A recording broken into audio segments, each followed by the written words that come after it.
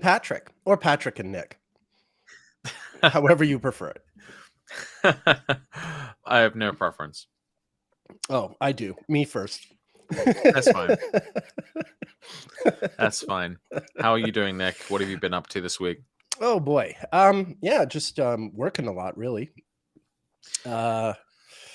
Yeah, I put out a little edit video. I don't know if you've seen it yet. Yeah. Of from last week's conversation about the coup in Russia. Right. And basically, Chris wanted to mention our live stream on the podcast, on his podcast, and mention specifically that segment we did, which actually makes a lot of sense because he was the one who came online and requested it in the chat. So Right. Yeah. He knows how to mine material. That's great. But yeah, with great pleasure, I put together two little edits, a 21-minute edit and an 8-minute edit from that conversation, and put it out there. And it's sort of an experiment, something that I thought both of us can and should do more of with this live stream material, which is, put it out in little bite-sized chunks. Sure. You're a beast. You're so quick at editing videos. And you managed to make them look really good. I mean, you're in good company for movie makers. Okay. As far as Leo Sons, right? As far as Leo Sons, yeah. And, unlike Hitchcock, Polanski, who else am I missing out here? Hitchcock. Yeah, I think we mentioned Kubrick. Yeah. There are some good Leo directors. What I think is kind of tyrants. funny. Tyrants. Right. Yeah.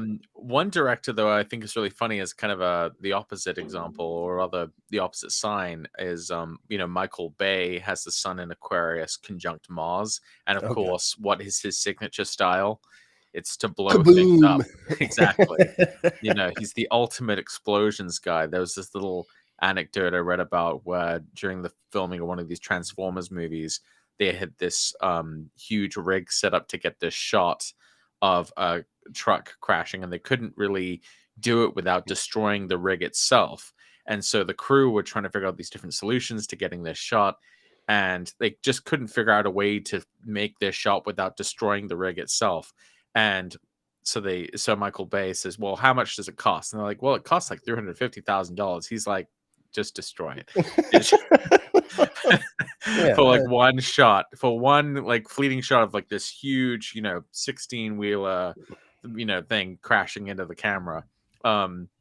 Pretty, I think on point for Mars native. And also when he was younger, I guess he was like really big into fireworks. He was just really always into making things explode and has just never let go of that. And even though, Michael Bay's movies are no like cinematic masterpieces, you have to give him a bit of begrudging, respect for the degree to which he still hasn't lost that kind of childlike wonder of just blowing shit up. Look, I'm not one for Michael Bay movies, but I perfectly understand the attraction of things going boom and blowing up. I mean, when it does, I'm also not a Michael Bay fan either. But they're fun though. When explosions happen in movies that I happen to enjoy that have other substantive things in them, then I enjoy the explosions, but I don't just go see movies for the explosions. Sure. Yeah. We just had Canada Day here this weekend, and Vancouver, thankfully, is one of these places where they don't allow fireworks. So, people were out at the beaches having fun. I think one, outlaw set off some outside our house at about 3 a.m. the other night. But other than that, no fireworks. So animals can remain undisturbed and obviously. Yeah, the fireworks are constant here. They've been going all weekend. Where I am in Michigan. And you're not even at the 4th yet. Right. Well, Michigan, I always say, is so Canadian that you may as well be celebrating Canada I guess Day so. too. Yeah. When I was in Ann Arbor for the Black Astrology conference in Ann Arbor, 10 years ago or so, I met and hung out with some local Ann Arborites, and their idea of a good time is watching hockey on TV, bad mouthing the Toronto Maple Leafs, and drinking Molson beer. And I'm like, you're like everyone I know back home. Yeah, Like right. you're the same folks, So good on you, Michigan. Keep hating the Leafs and So let's do some astrology. radical You know, suggestions. I uh, I mean, there's been a lot of well, I guess the main news, at least down here in the United States, has been these slew of terrible decisions being passed down by the Yeah. Supreme Court. Obviously, we had the nixing of Biden's student loan forgiveness plan. We had the end of affirmative action in higher education. Uh, what was the other major one?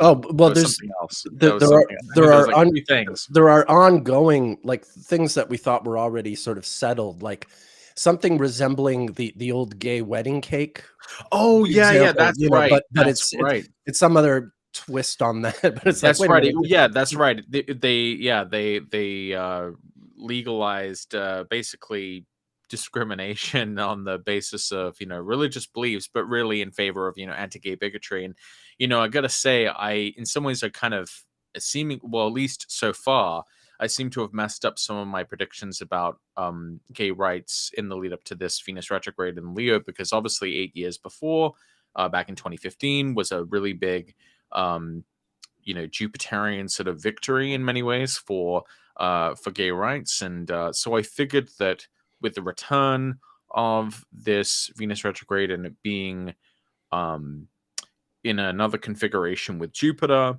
I figured that there would be some other sort of mark of progress on those on those rights, but instead we seem to have seen. I mean, obviously, we haven't even gotten to the retrograde yet, so this might be sort of premature. And it may be that because of this decision, that other good things sort of come out of it. Um, but it's just uncanny that in the same way that in 2015 we had this major Supreme Court decision surrounding gay rights, then that issue sort of revisited, but in a more negative way Yeah. so far. Well, yeah, negative as far as you and I are concerned, but Sure. I don't think Venus, really is concerned. Venus, when it goes retrograde, just wants to sort of shift the consensus one way or the other. So as I often explain, when Venus, women in the 60s wore skirts below their knees, and then you got a Venus retrograde transit, and suddenly they're all wearing mini skirts. But then at the same time, in 1978, Iranian women were dressed in Western style, and then you had the Venus retrograde in Scorpio of 78, the Iranian Revolution, and women suddenly had to wear scarves and burqas again. So yeah, it'll change one way, it'll change the other. One group of people will be displeased, and the other will think it's an advancement or an improvement, and so on the story goes. So yeah, I mean, as far as you and I are concerned, and our values, it is a negative thing. But I think yet as astrologers, we got to also see, like, okay, it's not that Venus cares. You and I care. A lot of other people care. Yeah. But the astrology is going to apply to everyone, even the people that we think are that we know are Right. wrong. Although, I struggle with that though, because then it's hard to tell just using the one variable, about how it will go, whether it is, who is Venus bestowing favor on, I guess, in its Yeah. reformation of consensus, like, and that's been harder to tell. Yeah. And Agreed. I mean, and I've been working on this even as long as you have, so I would be curious if you have any sort of initial thoughts about that, about how to actually use Venus to make predictions beyond just, we know this thing will sort of come up again in some form, but specifically how, which form. Yeah, I mean, it is challenging. Look, this takes us back to a conversation we had a little while ago about configurations between Venus and Jupiter. That's right. Now, I agree. Like I think part of the argument that we didn't really clarify, excuse me, is that I think that the context you were thinking of mostly is in nativities. Mm-hmm. If I see a Venus Jupiter square in a nativity, excuse me again, I'm drinking this fizzy iced tea and it's giving me anyway. you know, in a nativity, it doesn't necessarily have to be a difficult thing if it's in the right houses and what have you. But sometimes it can represent these difficult choices that a person has to make, like these imperfect situations where one has to sacrifice one sort of desire for another. But I think in these mundane situations, it's a little clearer because whatever Venus retrograde, however it's interacting with bodies, says something about the outcome. In 2015, there was a conjunction. You know, there was the adoptive. You know, things were being merged. So you have the idea of the distinctions being merged. It no longer matters if a married couple is heterosexual or same sex or what have you, just like marriage is marriage. And that was the idea behind the Venus Jupiter. They're merged. You know, Jupiter is the things that we believe, that anyone believes. If you're you know a homophobic, you know, religious zealot, that Jupiter represents your religious zealotry and your homophobia. I mean, that's, you know, and then if you're someone who's against those things, your Jupiter represents your Or if feelings about Jupiter that. represents the judiciary, then it was aligned with the Yes, cause of Venus. that's Whereas in this exactly. case, it's at cross purposes with it, even though it's you know, the two Yeah, benefic. So there you it's go. Yeah. okay. Well, I mean, I guess you know, Nick wins that round. You know, at least so far. Man, Uh, I am. This is not the Olympics. yeah, I know. I know. You know, you know, the astrology is something. I mean, you know, we've made a lot of headway, but there's still a lot of mysteries involved, and I'd rather we be frank about that. You know, Sure. at the best of times, your really skilled astrologer is making educated guesses. You know, and that's all we can call a prediction. I think. You know, Right. I you mean, are reading a chart, but yeah. I mean, basically, we're proceeding with a model and throwing it against the wall and seeing if it sticks. Like, I can't always say, you know, that's sometimes I have to push back against the idea that like I can just read like I'm reading a crystal ball. It's like no, it's closer to no. um, you I've had know, I've weather had prediction.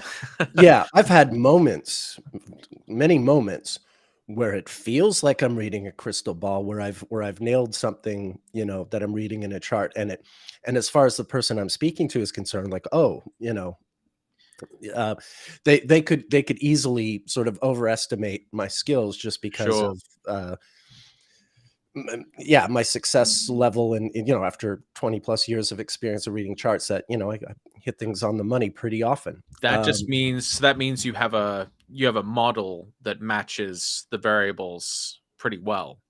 That's what Yeah, that kind of means. Like yeah, you've but correctly identified the things that mean what, and thus you're able to kind of make predictive sure. statements that Yeah, work. in those instances. But I still, from my end, I feel like I'm still like, yeah, it's it's not, it's, you know, the gods aren't just sort of speaking to me in English, you know Yeah. what I mean? Like I still have to Yeah. like work things out, you know. Sure. Um, so yeah, I don't like to oversell that, you know, Mhm. we want to demystify the astrology. At the very best, you can be a good astrologer who does a pretty good job most of the time, and you know, claims beyond that are you know, good marketing maybe, but not Not terribly honest. sincere. Yeah, yeah. Right. Um, But you know, I was going to say, I mean, insofar as our you know, the Supreme Court goes and this decision, you know, a year ago they were striking down Roe v. Wade. It was a right. year ago, wasn't it? Yeah, it was a Yeah. year ago. And you know, I mean that had some immediate sort of you know, pitfalls to it, but in the big picture, you did suddenly have you know, the president motivated to instigate laws that would give it, you know, more protection on the executive level and sort of take it out of the hands of the judiciary. And it also, I mean, it really it threw the Republican Party into a bit of chaos because they've spent 40 years basically preparing for that day. They've spent 40 years trying to get a Supreme Court. I mean, almost literally just electing presidents that they thought would give them conservative justices who would strike down Roe v. Wade. And then that happened, and suddenly they found, oh, that's really unpopular, even with a large part of the Republican base. And so suddenly they found themselves without any purpose whatsoever, because the singular thing that they were fighting for 40 years happened and then sort of blew up in ways they didn't expect. Right. Pardon me for being a silver lining, guy. I know there were some consequences. Definitely, no question, lives were ruined, in the immediate aftermath. But in the sort of big legal picture, even this stuff might, in the end, backfire and prompt people to enshrine these things more solidly, and so rather than sort of just place them in the hands of these jokers in the court. And let's face it, I mean, there's all this other stuff coming up that this not only is Clarence Thomas in trouble, but Samuel Alito's looking worse and worse day by day, week by week. Something's happening to the court in general. And I mean, I think all of this stuff just has unintended consequences, and we can't get too despondent too soon. Right. I was trying to understand a little bit about the sort of student loan sort of history, and the history of student loans in the United States, and how that sort of ties into this decision. And I had written down a bunch of dates that were important, but I can't seem to find them. I guess I'll just summarize it. I wish I could kind of go through it, because I actually think it's kind of interesting. But basically, there seems to be this theme of planets being like in early Pisces or early Virgo at various dates for like the foundings of various loan programs, which I think is interesting, because Saturn right now is at that degree range.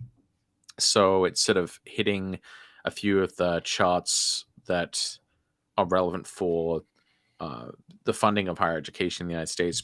And then sort of beyond that, I thought it was interesting that the public service loan forgiveness program, which is probably the best forgiveness program that's available in the US, that started in 2006. And if I'm not mistaken, that was in the lead up to... Wait a sec, let me make sure I got that right. 2006. Yeah, I mean, maybe I shouldn't bring this up if I don't have the data. Annoying. Well, I will. Maybe I'll find that. We can revisit this. Even later if you want to keep looking. That's one of the pitfalls of doing this live, right? And live is live. Really, things go wrong all the time. Not really preparing. Well, but honestly, most of the sorry, kid. Oh no, actually, this is ironic. Speaking of which, I wanted to just interject. While I was editing that video this past week, it became pretty obvious to me that I've got a bad habit of interrupting you, and I want to apologize publicly. Oh, I know this does come up. Like a few months ago when we were on the Astrology podcast, you were the one who got a complaint about interrupting me. I didn't notice. I'm not sure that you did. And then this past episode of the Astrology podcast, I got a few complaints, which upon review, I think are justified. And, in my zealotry and my eagerness, my Mercury at 28 Leo that can bulldoze others. I want to say that I'm going to really try not to do that, and without further ado, I turn the floor over to you, my friend.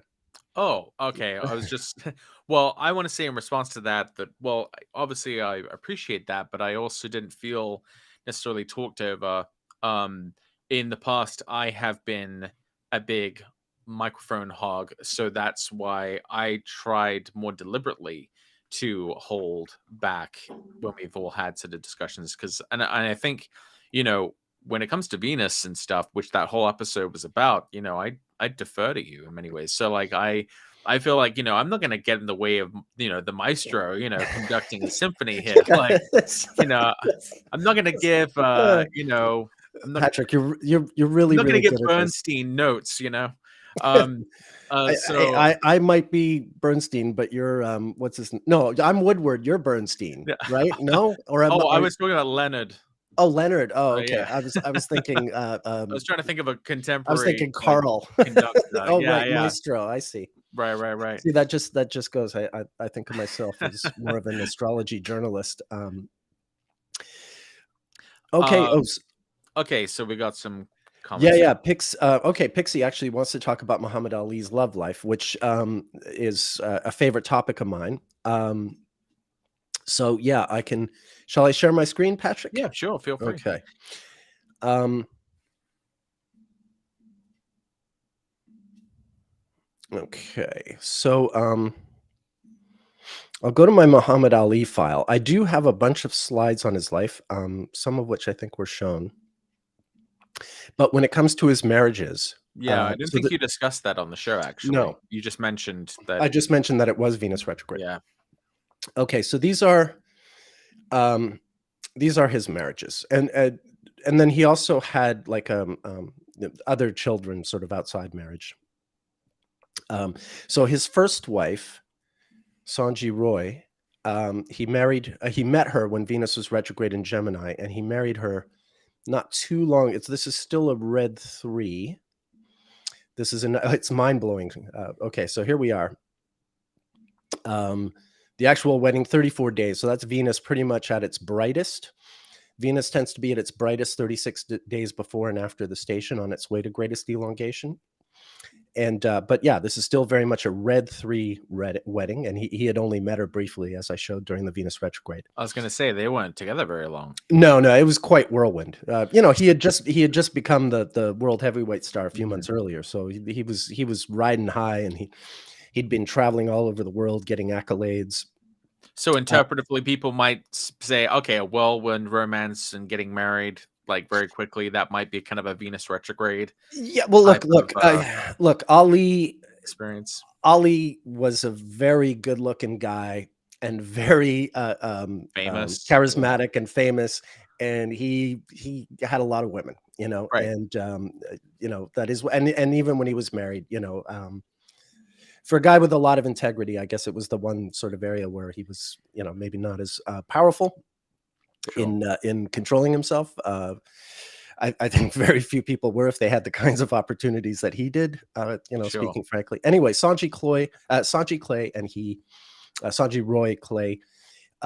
For some reason, yeah, this is the thing. The reason this first marriage didn't work out is she wasn't Muslim enough for him. I think she was too liberated, ironically. So that they got a divorce just at the next. They were married in a red 3. They're divorced a year and a half later at the red 4. And of course, Ali himself was a red 4. And then the next Venus retrograde, he married his second wife. And she's, in his sort of catalog of wives, to put it crudely, his second and fourth wives are like the serious love ones. And then the first and third ones are sort of a bit more, sort of ill-conceived. I don't know. I don't want to be that judgmental. Maybe that's the wrong term, but just not as sort of, not marriages like the second and fourth were. Someone So just this, mentioned Belinda Boyd has Venus RX as well.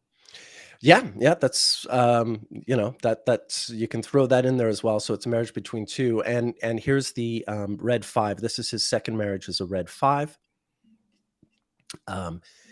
His oldest child, Miriam, is a blue 3, and I mention this only because Ali would eventually die during a blue 3 in 2016. So it's like the flip side to that. And then, eventually he divorced Belinda, and he had Hana Ali is another blue 3 child that he had not with his other wife. I'm getting a little bit confused here. Where's the other marriage? Is this marriage to Veronica Porsche is not quite a red 1. This is his third marriage. It's just after a red 1, but it's it's like days out of.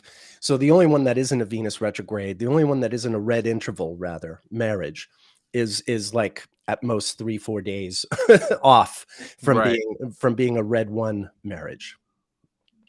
So that's still pretty significant. And then finally, the last one, Yolanda Lonnie Williams was someone that Ali had known since they were kids, and she always believed, actually since she was a kid, she was younger, but she always looked up to him. She always believed she would be married to him one day.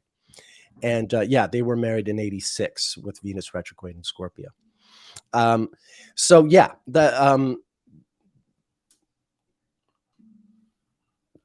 long story short, Muhammad Ali was officially married 4 times, 3 of them during red intervals, the 4th time in a white interval, but just a few days, less than a week after a red interval. Wow. Yeah. Yeah, And he that's had Venus pretty retrograde in the straightforward. 7th. And So yeah, it tracks. yeah, no, Yeah. he's a great example. He's such a great example, kind of to the extreme, because just everything winds up being, virtually everything winds up being Venus retrograde. The one event in his life that's, well, there's no 2 events in his life that are really important that are not Venus retrograde. And that's when he beat Sonny Liston in 1964 for the World Heavyweight Championship, and then when he loses his first fight to Joe Frazier in March of 71. Those are 2 like big deals in his life, and they don't happen during red or blue intervals. But almost everything else seems to really track, with like one way or the other, he was doing things during a blue interval or a red interval. I'm sort of surprised in some ways that like Mars wasn't a bigger deal for his like boxing career, considering he has Mars in the 10th house, and Mars is like aggression, boxing. That would make sense for what he sort of ended up doing. Yeah. Do you notice any Mars Well, I mean, retrogrades at present in his chronology? some of this, is just kind of an accident of history. The one thing is when his conviction was reversed in 1971. This was just as Mars was about to go retrograde in Aquarius.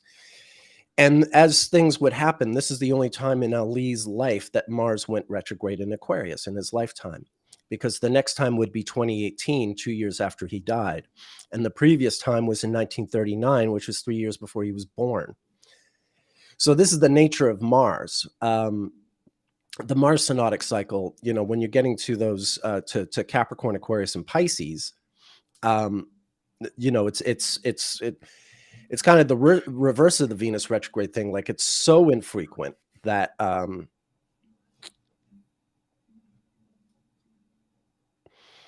it's so infrequent that when it happens that one time in a lifetime, it's really notable. And this was, I guess people would be expecting to see Jupiter at work here, because this is a matter of justice. And transiting Jupiter indeed was opposite his Uranus, and tied into a T-square here. But there's no doubt this Mars is about to go retrograde like a day or so. How many? Oh, is it 12 days? Okay, I'm off a bit. For some reason I was sure it was in late June, not early July, but 12 days from the retrograde. In terms of Mars, that's very, very, very close. Yeah, when I have an article on my site I wrote a long time ago about timing with minor periods and ascensional times, and so just out of kind of curiosity, I applied it to Muhammad Ali's chart, and I basically looked at the activations indicated by this technique by Mars. So what I'm talking about, if I can share my screen here, one sec, let me see if I can do this. Okay, so now I go back here. How do I do this? Oh, yeah. I'm just going to answer Pixie's question. Yeah. If I see a pattern of red interval people getting married during red intervals, it does happen, but you also see them not getting married during red intervals. I think it's you want to take note of when any marriage is happening during a Venus retrograde, really, whether the person was born during a red interval or not.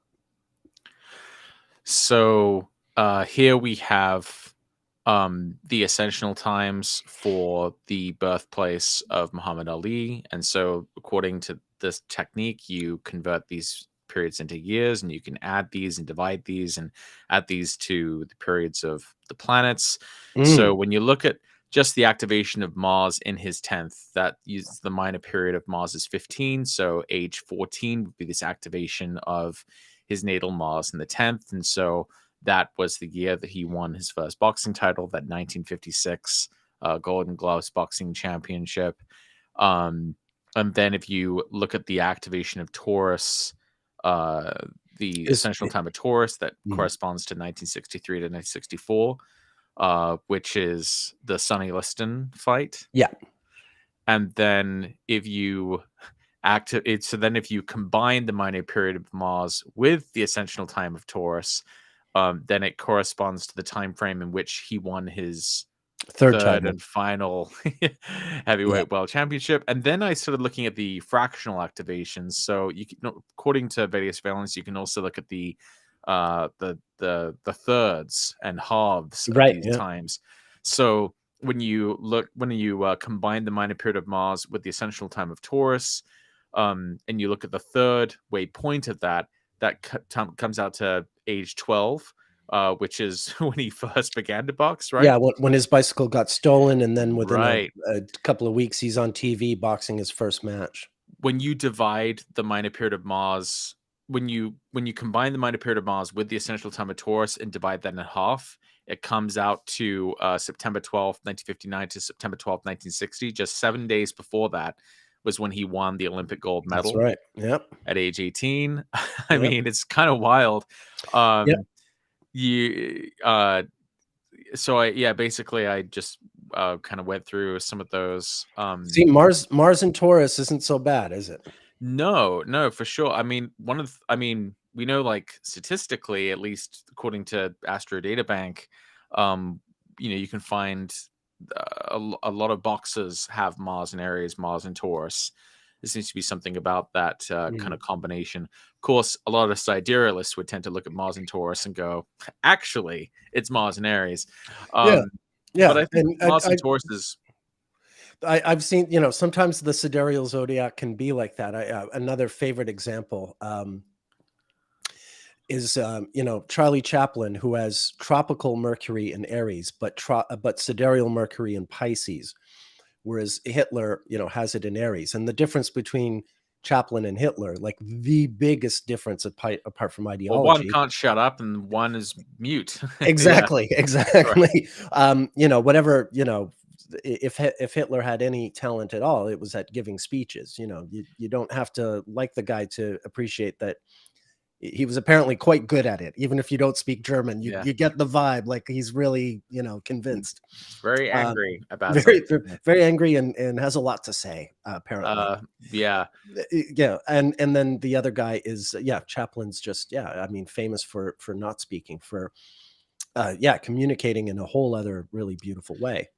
True. I've seen, like, Mars and Taurus work for people who are not just boxers, but also people who do things that sort of require sustained effort over time. So, like, weightlifting, deadlifting, that seems to be seems to be prominent for people with, like, Sun conjunct Mars, or Mars rising or something like that.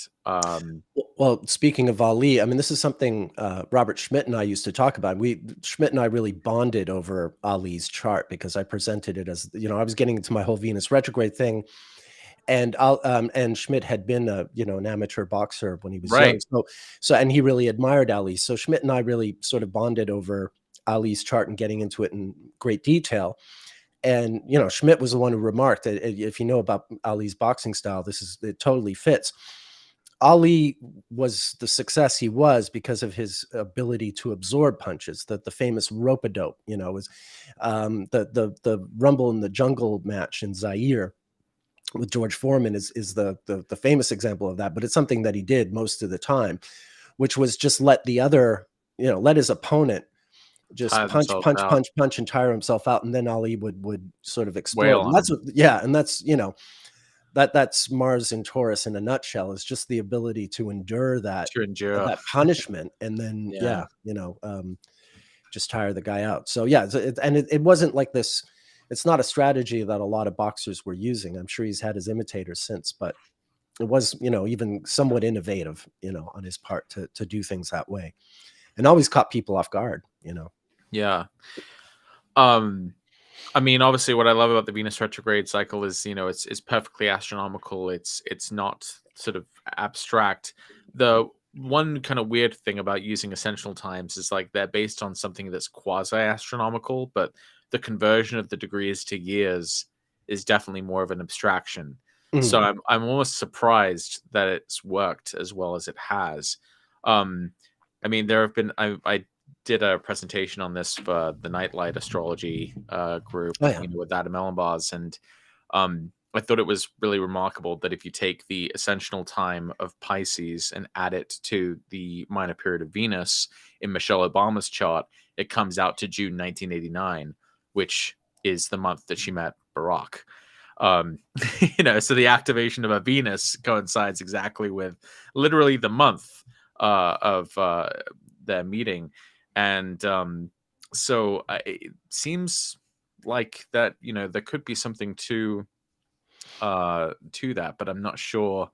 It's a bit more abstract than I prefer. I kind of Look, like my things yeah, to be rooted in what's happening in the sky rather than using endless numbers of progressions and you I know hear you. I mean, just sort of theoretically, it's more comfortable because you feel like when you're using planetary synodic cycles, it's like sort of cooking with real with natural ingredients. You know what I mean? As opposed to like right. you're really sort of just taking nature raw in a way. Whereas progressions or something like, directions Yeah, or yeah. like this, essential times, you're taking that real value and converting it or extrapolating it to some other value.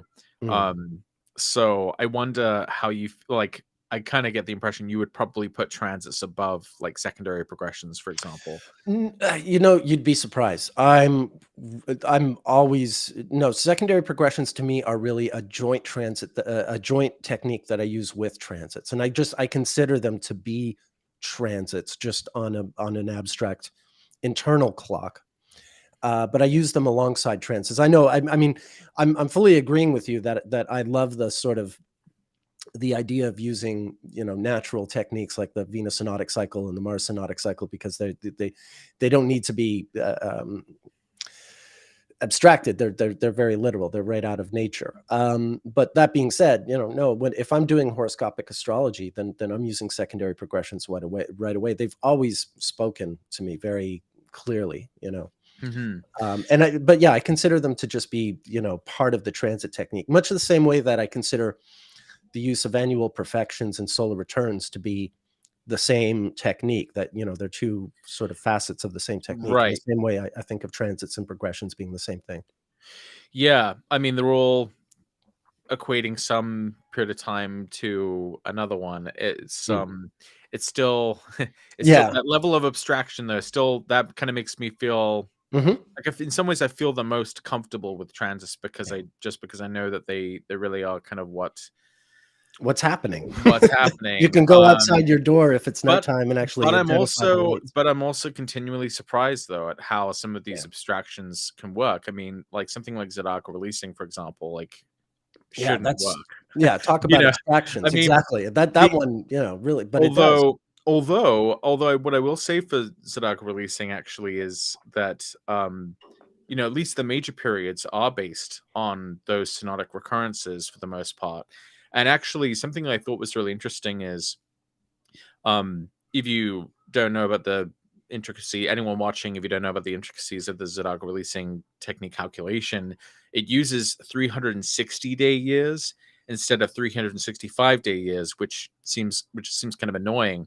But what's interesting about that is that if you calculate, say, an Aries period or a Scorpio period using 360-day years, the synodic period, the planetary period used for Mars ruled periods in zodiac releasing is 15 for the 15 years. It takes for a Sun Mars conjunction to happen in the same part of the zodiac, roughly. Uh, so what's interesting about that though is the actual number of days it takes for that astronomical version of that 15-year period to occur is less than 15 years. So kind of interestingly, when you use basically 15 360-day years is closer to the actual astronomical value of that Sun-Mars recurrence over 15 years than using 365-day years. So it ends up tracking a little closer. Basically, if you look at the Sun and Mars in their position at the beginning of an Aries period in your zodiacal releasing, at the very end of that period, the Sun and Mars will have returned pretty close to where they were at the beginning of that period. And so there is a little bit more of a connection in some ways with there's kind of stacking planetary periods, at least on level 1. Level 2, level 3, level 4, those are kind of fractal extrapolations. Yeah, yeah, and yet amazing how they. I mean, And yet amazingly, yeah, I know. Listen, it's been my mantra basically since day one. I wake up every day with the sole intention of disproving astrology, believe it or not. Like I want to like tear it apart. I'd love to be able to say actually it's all nonsense and get on with life. That was what I was trying to do back when I first started studying. And every day I'm just like roundly defeated by the cosmos, because it's there's something going on there. It's but these abstractions, these abstract techniques, you want to think that you can sort of think your way around them somehow or write them off, and then time after time they deliver, and it's compelling how they deliver. Right.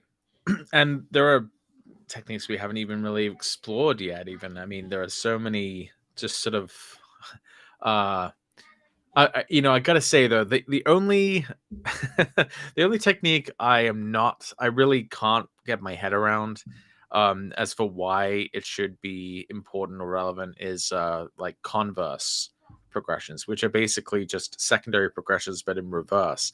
I'm not sure why a transit from before your birth would end up mattering at a later time. I'm not sure about that. What do you make of converse progressions? I haven't played with them literally since the 20th century, but I remember, but I didn't abandon them for any other reason than, I felt like I had, enough that I could do. And, I made a conscious effort to sort of, to not pile on. When you're an early student, you do, you pile on everything. You look at everything, and that's fine. Like you're experimenting, you're seeing what works. But I was never sort of dissatisfied. I agree. They seem, it seems like a really peculiar approach, but I was never dissatisfied with the results I got. And, maybe I'll try them again. Well, if I ever feel like it, Yeah. And to be honest, I mean, the other suite of techniques that I feel like are a little, I mean, basically, and I'm probably going to get some hate for this, but I just can't really wrap my mind around the so-called hypothetical planets. I don't know that really makes a lot of sense. Vita, they're really misrepresented in the American sort of knowledge base of the Berlin School of Astrology, because Vita was by no means this hyper advocate of the hypotheticals. They literally were just hypothetical to him. And really, Vita, deep down as an astrologer, was sort of the astrologer that we tend to think Ebertin was. Before Ebertin's book on midpoints came out, Vita had like this definitive book on midpoints.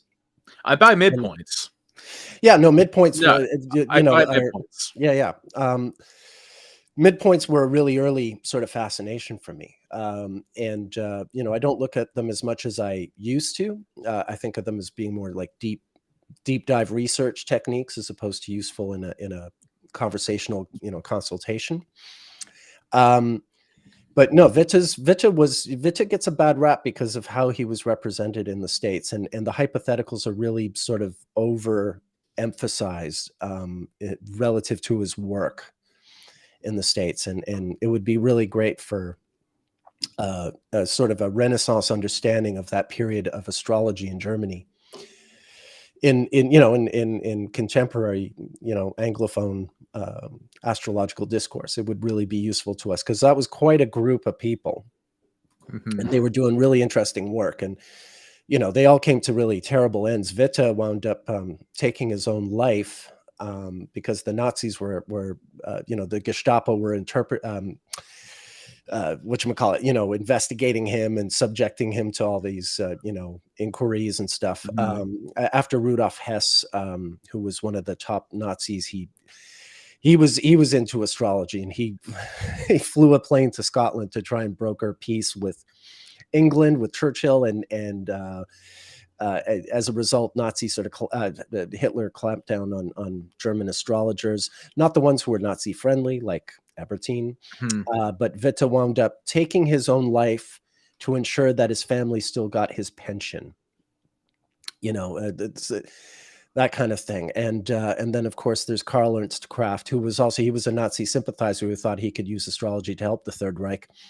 Hitler didn't give a damn, and Kraft wound up ending his days in some boxcar on the way to a concentration camp, and I think dying of dysentery, or one of those terrible diseases that people would get just out of neglect. So Right. yeah, it's a really fascinating period. And Witte, is a far more credible astrologer than he's given credit for in the States.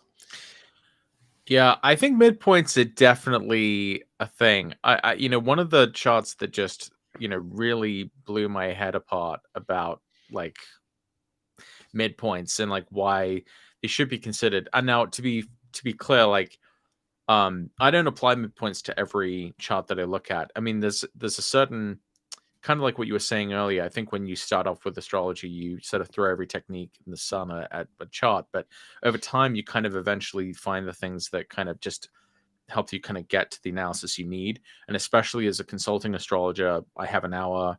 I maybe have an hour or two, 30 minutes beforehand to sort of like prepare and acquaint myself with the chart. And so you find kind of the suite of techniques that help you get to the answer you need. And that doesn't necessarily mean employing every single technique. It just means getting to sort of the answer that the Yeah, person getting needs, the job done. getting the job done. Yeah. So you find certain kind of shortcuts and find certain ways. So uh I forget exactly how I found this, and I've talked about this on Twitter a couple of times, but I'm gonna share a chart with you. Mm. And so we're going to take a look at um, this chart, and I want to show how crazy midpoints can be. So in this chart, this is the chart of a murderer. He's a guy who like kidnapped children or wanted to. I guess he was caught before he could actually unleash what was clearly like he built like a dungeon in his like basement. Like this guy he wanted to like kill and eat children. So real monster. And I'm guessing, looking at his chart, I'm guessing that he's born late February 1959. Uh 57 actually. 57. Oh, Yeah, okay. see Okay. Oh, Saturn and Sag, you'd have you're right. to You're right. You're right. Yeah. Oh, you'd have there, I to be just aware blew of it. that. So much for the human ephemera.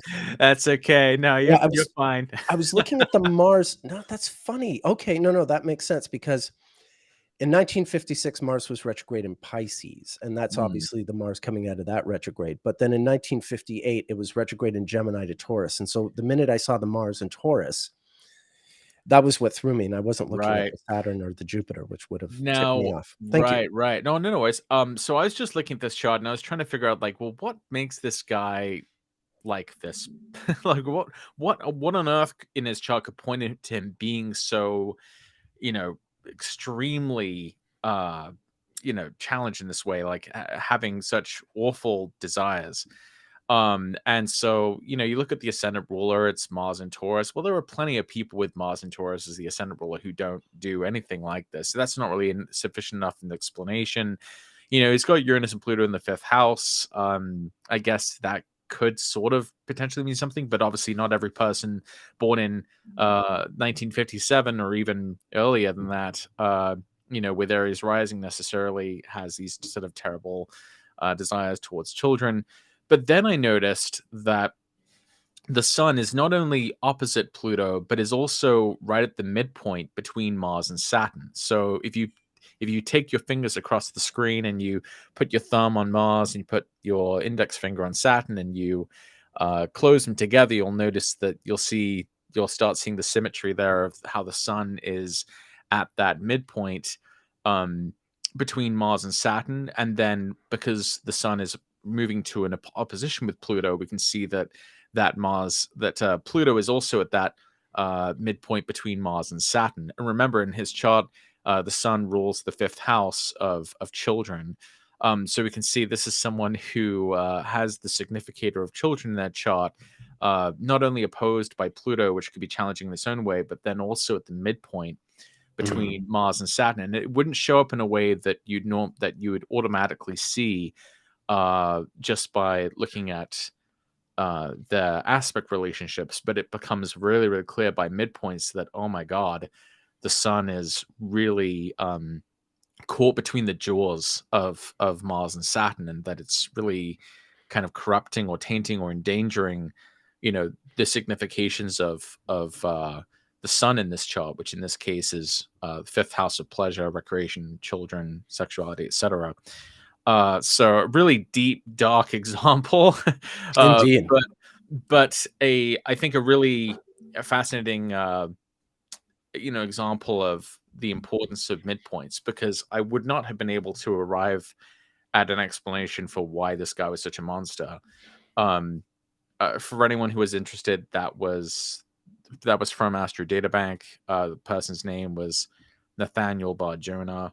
Oh, you can tell by his name what a monster he was. No, so that's that example just really struck me. As why midpoints really shouldn't be ignored. Yeah.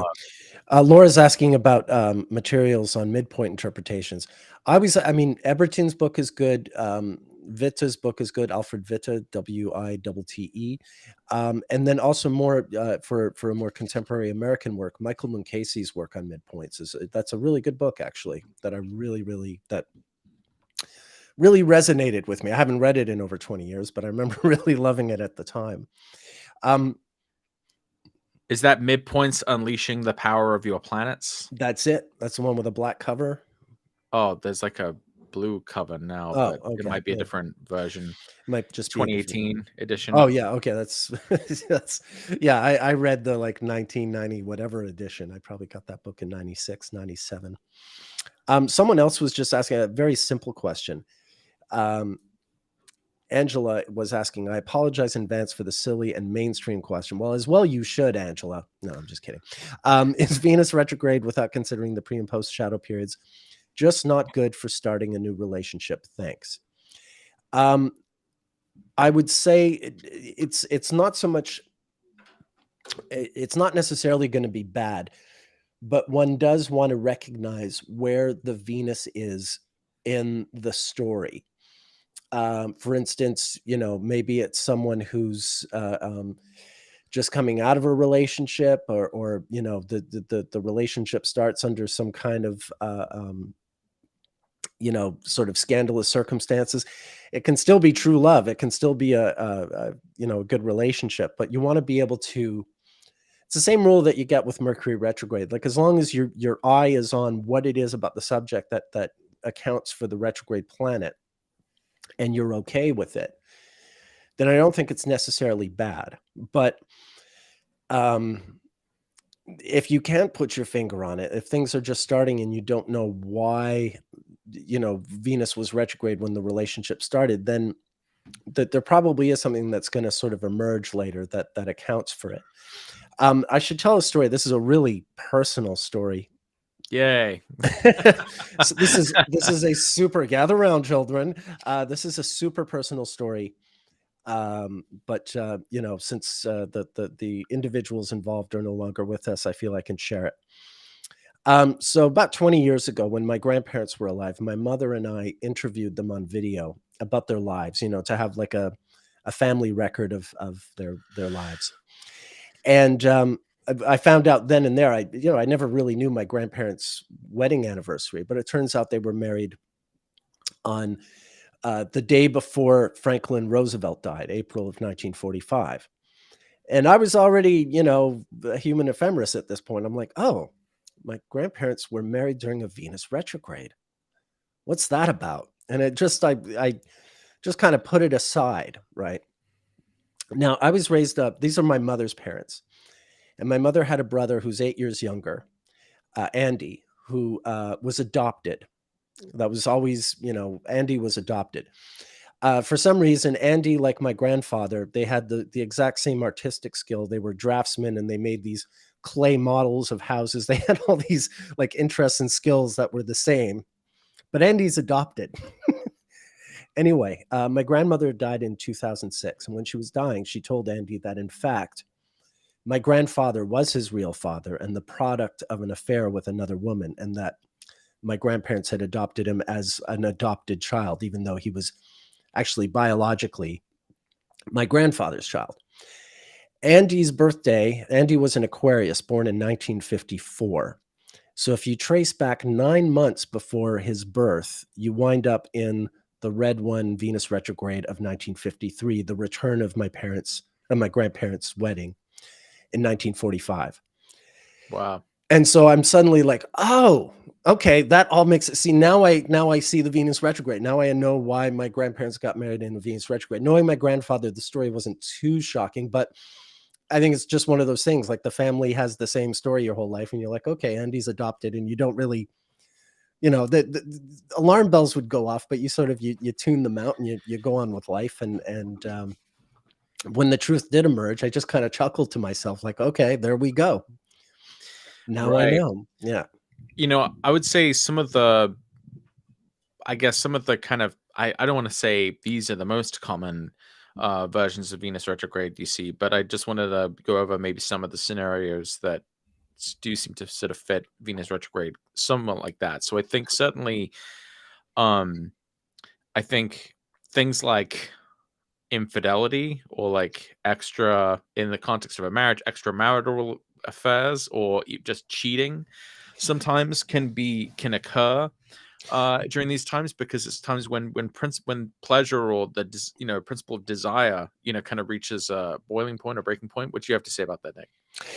Yeah, no, that's all true. That's quite common. But the other thing where it's not necessarily so bad, there can also be relationships where the family objects. Let's say you have like a Jewish guy and a Palestinian girl, and they fall in love and they get married, and all the parents are like, "Oh my God, what are you doing, sleeping with That's the what I enemy?" was going to say next. And Like a Romeo and Juliet type scenario, the exactly, Capulets and the yeah, yeah, Montagues. a Protestant and a Catholic, a Muslim and a Yeah. Jew, black and white, Well, any kind of thing where people are like, oh, that can't happen. That's right, Venus retro. The couple might be in love, they might be perfect for each other, and don't let that scare. But this is what I mean is you want to be able to identify it. Like if you're falling in love with someone and there's that kind of unfortunate family impact or social impact that you're that as a couple you're going to have to face together, then you go, oh, okay, well, it's not so bad that I'm falling in love during a Venus retrograde because I can see the Venus retrograde, I can see what the right. theme is. It's often happening in an inside of a delicate sort of social situation, and yeah, and I was gonna mention a few of those types of scenarios as Yeah. well. I mean, like again, with a super personal story, I think I already shared this in the astrology podcast very briefly, but basically, um, I met my current wife.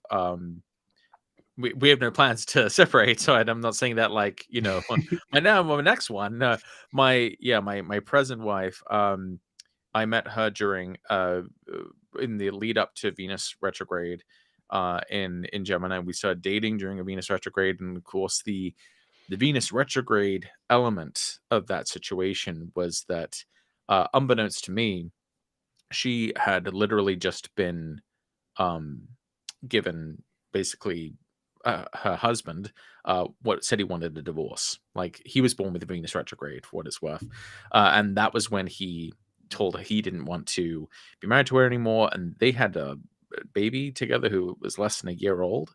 And so I, a guy who hadn't really been in like a serious relationship before, longer than a few months, was just being drawn to someone who, had already been married, who had just gotten divorced, and also had, a very small child. And a lot of people in my family and other friends, saw the situation sort of unfolding and thought like, I was a bit kind of crazy, in some ways for like, going, wanting to be with someone who had so many sort of immediate signifiers of like it being a more complicated situation.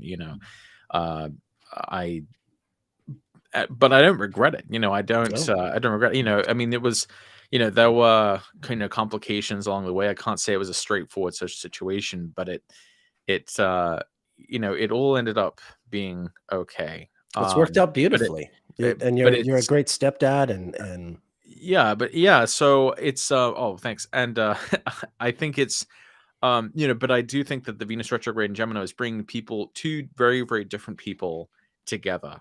And that seems to be another thing that Venus does when it's retrograde is if Venus's essential function is to unify and bring people together, then when it's retrograde, it's doing that in kind of unusual or remarkable ways, sometimes kind of bad ways, but always trying to sort of bring people together. So, I think there's something really kind of powerful in some ways about the fact that like people from very different backgrounds can be together because that's sort of ultimate proof of Venus's mission, which is to unify and cross, divides and to cross bridges. And so there's something very, kind of powerful about that as well.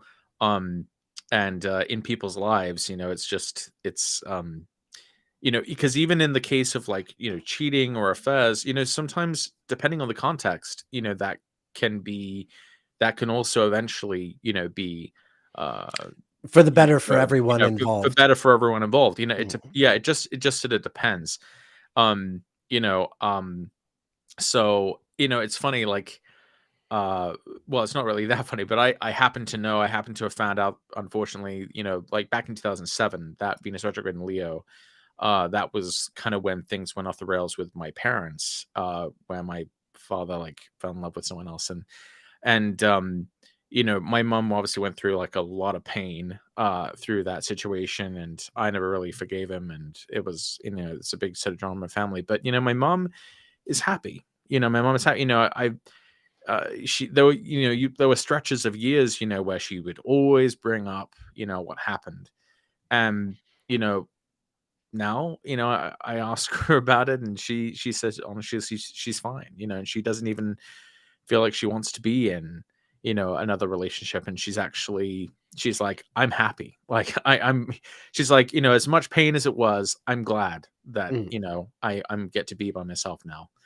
And right. that I'm not involved with her. And honestly, seeing how things sort of turned out for him, like I wouldn't want to be in that situation, but he was born during that red one of 1953. Right. Um, Right. and so he kind of yeah, had He to live had it through in that. him. He had it in him. Yeah, and Yeah. so the these things are sometimes really tricky in the time, but sometimes it's for the better ultimately. Mhm. Um, So yeah, I mean that's really the situation is mhm. if like when you were getting together with Beth, Right, you could identify. I mean that's another classic example is with Venus retrograde that there's already a child involved or right. there's a There third was already party. yeah, there was Yeah, already yeah, like there was a guy who was still moving out of the house. It was kind of and I didn't know about that until a little bit into us, sort of getting together. She had to kind of, disclose this, and I'm right. like taking it in, like, okay, there's like there was a very recently ended marriage here. There's a child, like, and I was kind of going back and forth of like, should I even, does this even still, make sense? But Mhm. ultimately, I was still just like, there was no force in this world, that could have stopped me from wanting to be with her. And that's Venus being a little crazy, I guess, when it's retrograde.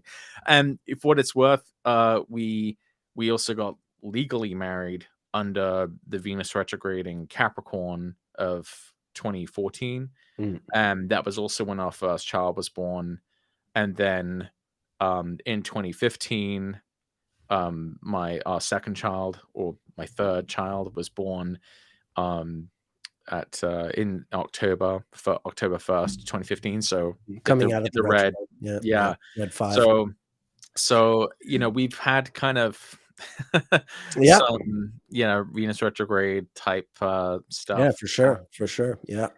Now, what do you think about? I've seen this question pop up here, and I've also seen this in other places. But what would you say to someone who feels like they can't identify any Venus patterns in their life? Are they just not looking hard enough, or Oh, just are they misidentifying? it might not be the planet that, resonates with their life as much, for one reason or another. I mean, sorry. Um, I mean, typically, you look for someone who's got, say, the angles, like either especially the ascendant or the midheaven angle in the path of the retrograde, and that's always being hit, or a really key planet in the chart, and that's always being hit. But sometimes there's, nothing of the kind, or at least, or if they're, like maybe it crosses the IC, and there's noticeable events, but they're not like earth shattering. One great example is that I a few weeks ago in my solo live stream, I went through a bunch of rock bands, and pop bands who, and the Venus intervals of the bands involved. Like 3/4 of ABBA are, red intervals. 3/4 of Van Halen, 3/4 of Creedence Clearwater Revival are red intervals. And so that, that's an interesting thing in these band dynamics, where you have musicians who are together for a long period of time, but it's not just a relationship of two, it's a relationship of 4 or 5 people. And then the Beatles, John Lennon was a white 2, McCartney's a white 3, George Harrison's a black 1, and then Ringo Starr is the red 3. And the other 3 guys, Lennon, McCartney, and Harrison, their lives are not that Venus retrograde. Harrison married his wife during the red 4 of 1966, and that wife wound up, running off with his best friend Eric Clapton, who's a red 1. Mhm. This woman had both the song "Something," called the Yeah. greatest love song ever written Yeah, about her, and we yeah, already and then Eric went through Clapton that. wrote "Layla" about her. But yeah, so okay, Harrison did get married during a red 4 with his first marriage, and that ended in quite a Venus retrograde way. Um, Right. but really, like the people in the Beatles who are the red interval guys. Well, there's Ringo, there was Stu Sutcliffe, who was also a red 3. George Martin was a red 4. Pete Best was a red 4. And you can see with them, the Venus retrogrades are really powerful. But those sort of 3 key Beatles, no, really, George is a Saturn guy, John's a Jupiter guy, and Paul is unambiguously a Mars guy, even though he's got Mars ostensibly in the 12th house, if we have the correct birth time for him. You look at McCartney's life, and it's just clear that, the Mars synodic cycle is the one that's really, really dominant in his life. And Mhm. yeah, no, Venus doesn't seem to be particularly strong for him. So there is that phenomenon. It is stronger in some people's lives and not so much in other people's lives. Mhm. Yeah, I mean, I do tend to find for most people, there's usually at least one end of the Venus cycle that hits them fairly hard, or if no Venus cycles, then at the very least, like there's usually at least one or a couple of planets or planetary cycles that end up just being really, really key.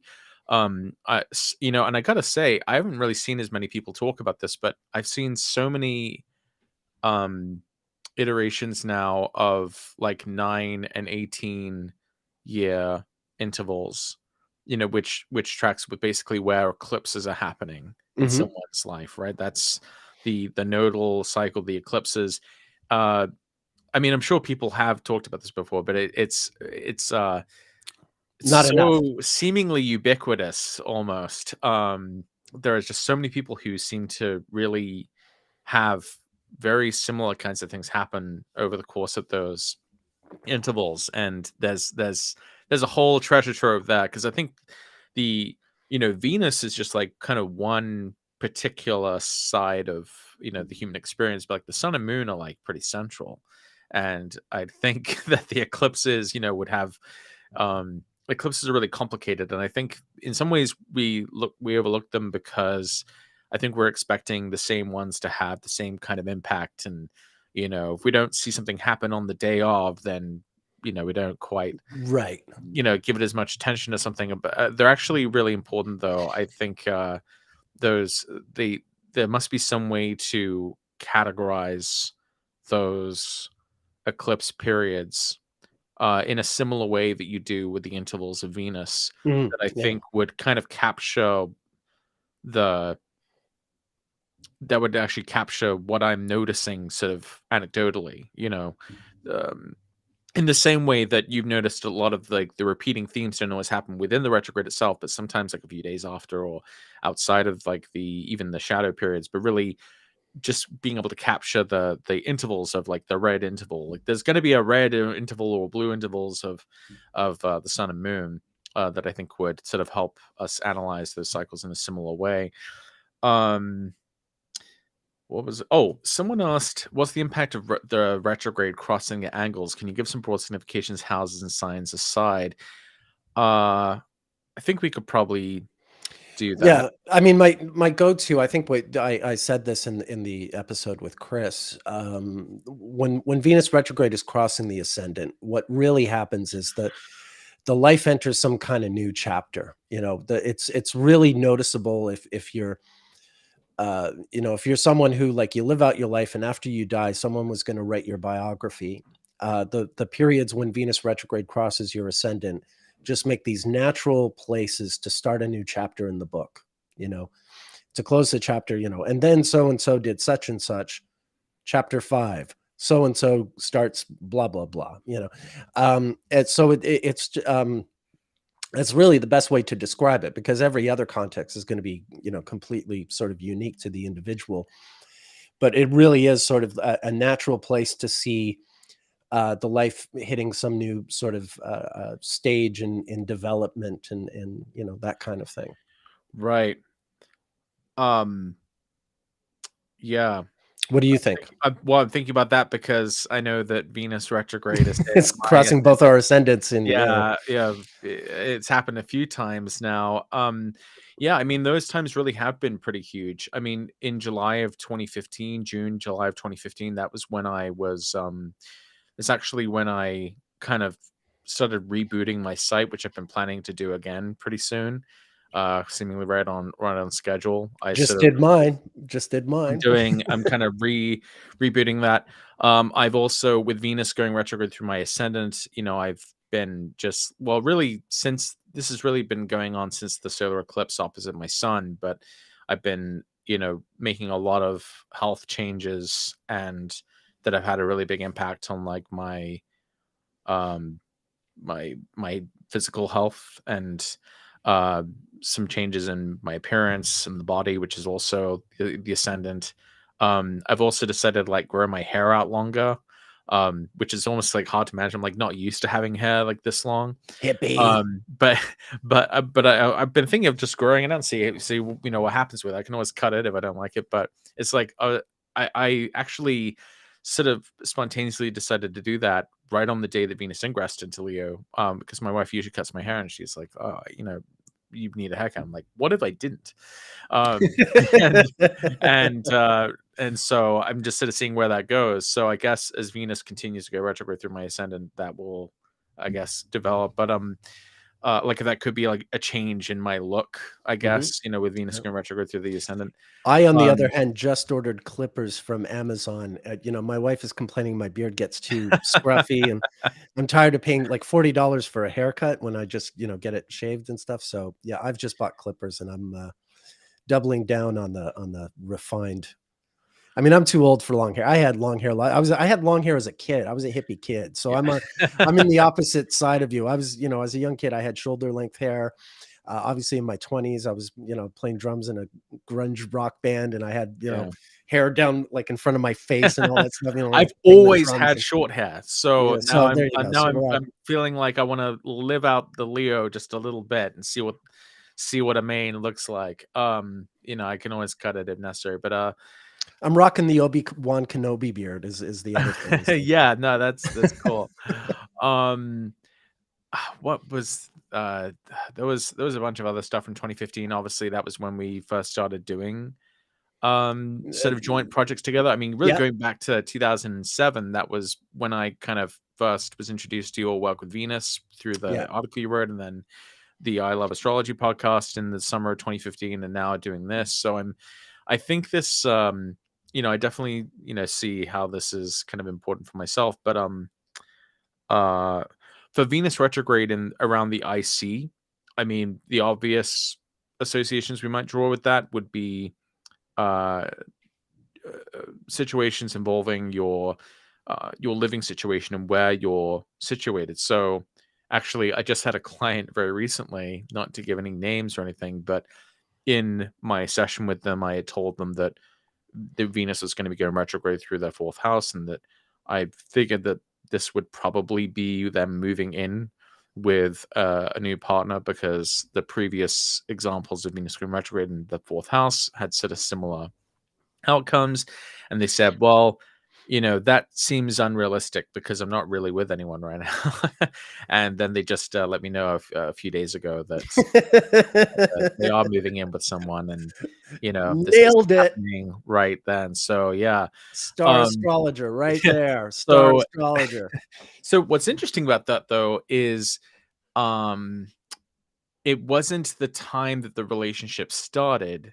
Like, they'd been with this person a few months, but it's only more recently that they now discussed the possibility of him moving in. So um so the Venus retrograde really seems to be pointing more towards this issue of residence, as opposed to the beginning of the relationship. I mean, I don't know the exact ins and outs, or at least off, top of my head, what uh, the rest of the situation entailed. But I think it's appropriate that, yeah, Venus going retrograde through your fourth house, you could say, that there would be sort of a reevaluation or reencounter with, family members, or making new connections in a new place.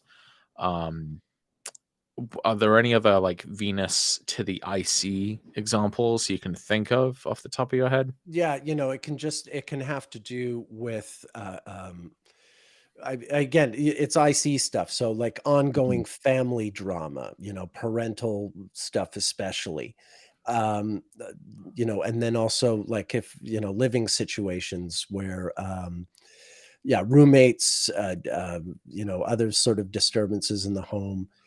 Uh, um, but yeah, I mean, just your classic fourth house stuff. I mean, and similarly, like when it comes to the descendant, then then usually it's like the Venus retrograde is happening to someone else, but it impacts you indirectly. Someone else is going through a Venus retrograde situation, but then that sort of like you're in the path of someone else's circumstances or someone else's choices. Yep, that makes sense. Just thinking back to, like, I haven't had a Venus retrograde occur on my descendant because the Venus retrogrades in Aquarius were already too far off from the degree, and so they're moving from, like, the beginning of my whole sign seventh back into my sixth. Same thing for Right. you. Yeah. Um, but yeah, I'm trying to think of some other people, though, who that happened for. I don't want to name names, though. Um, Well, we saw with Ali, he's got Venus retrograde in the seventh. mhm. Right, And yeah. Uh, what was the last year that Venus went retrograde in Aquarius? oh, Starting in Aquarius. the last time Was that was 2006, or I was think it so. I don't think it was 1998. 2005 technically? Yeah, yeah. Let me just go here.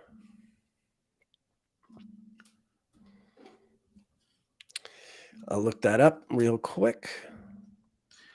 I mean, I guess it doesn't matter too much, Well, kind of. but yeah, I would say Venus retrograde in the 7th Yeah, is. it was. Yeah, 2005 was the end of 2005. It went retrograde at 1 degree Aquarius. Gotcha, okay. Um, yeah, I would say Venus going retrograde through your 7th or on your descendant, yeah, that's gonna be more kind of classically to do with relationships. Like, for example, in the podcast we talked about how that happened in Brad Pitt's chart, right? Venus went retrograde to the 7th house, and he ends up going through this kind of uh, crisis of a partnership. Yes, Patrick. Hello, I'm from Toronto. It's before. I'd love to see Drake in the news. This paint nails. Later rising Uranus about to join his MC. Okay. uh, someone's someone in the comments basically is pointing out that I guess Drake is coming out with a new look. That might be very. He is Leo rising, and he's in the news for having painted nails. I, I I've got pictures of me with painted nails from like the 90s, you know. Sometimes you just gotta, try anything once. Right. Well, my Or, my or a well, few times. my son, has Venus retrograde, and he has two sisters, and he because he's been homeschooled all his life, he hasn't really been around a lot of other boys, so he's had to kind of get along by playing with the girls and doing what the girls do, and so when they have spa night and they're doing like nails, he wants to have his nails done too, and It's pretty. It's nice. yeah, it's No nice. reason why not. I mean, No yeah, of reason why course not. not. No, Yeah. I'm not gonna. Gender norms are not enforced very strictly in this household, so it's okay. Yeah. Yeah. If you were, for a boy to have painted nails, if you want some, Apparently, touch it I'm off. cooler than Drake. I mean, wasn't that obvious all along? How is this? um, How is this even a headline? uh, how did we get that? Oh, okay, yes. Oh, so what about Venus on the midheaven? Yeah, that tends to. I've had a few clients lately where that goes on. The one situation is like your management and your staff are misbehaving, and you got to sort of uh, you know play around with the work situation, either yeah, get HR involved, or that kind of thing. Yeah, HR comes alive. If you HR. HR comes alive when Venus is retrograde on the midheaven. There's some kind of uh, scandal in the institution, and such employee is doing such and such and saying whatever about another employee, or that kind of stuff. Yeah, certainly, like people in management, you see it coming out. So Office politics. HR, uh, yeah, yeah. Well, So we're private independent workers, Patrick. We never have to deal with HR. We are our own HR. Someone criticizes us in YouTube comments, and that's HR for us.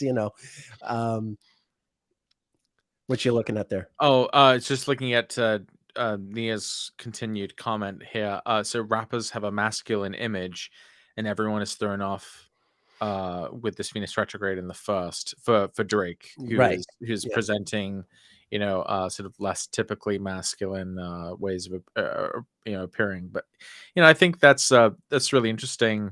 Mhm. That's a really good example. I haven't really kept up with Drake. The last thing I had read about Drake was that he wasn't terribly happy about his voice being used for this AI Oh, the generated AI thing, right? song. I mean, I gotta say, it was it wasn't a terrible beat, for having just been come up by a robot.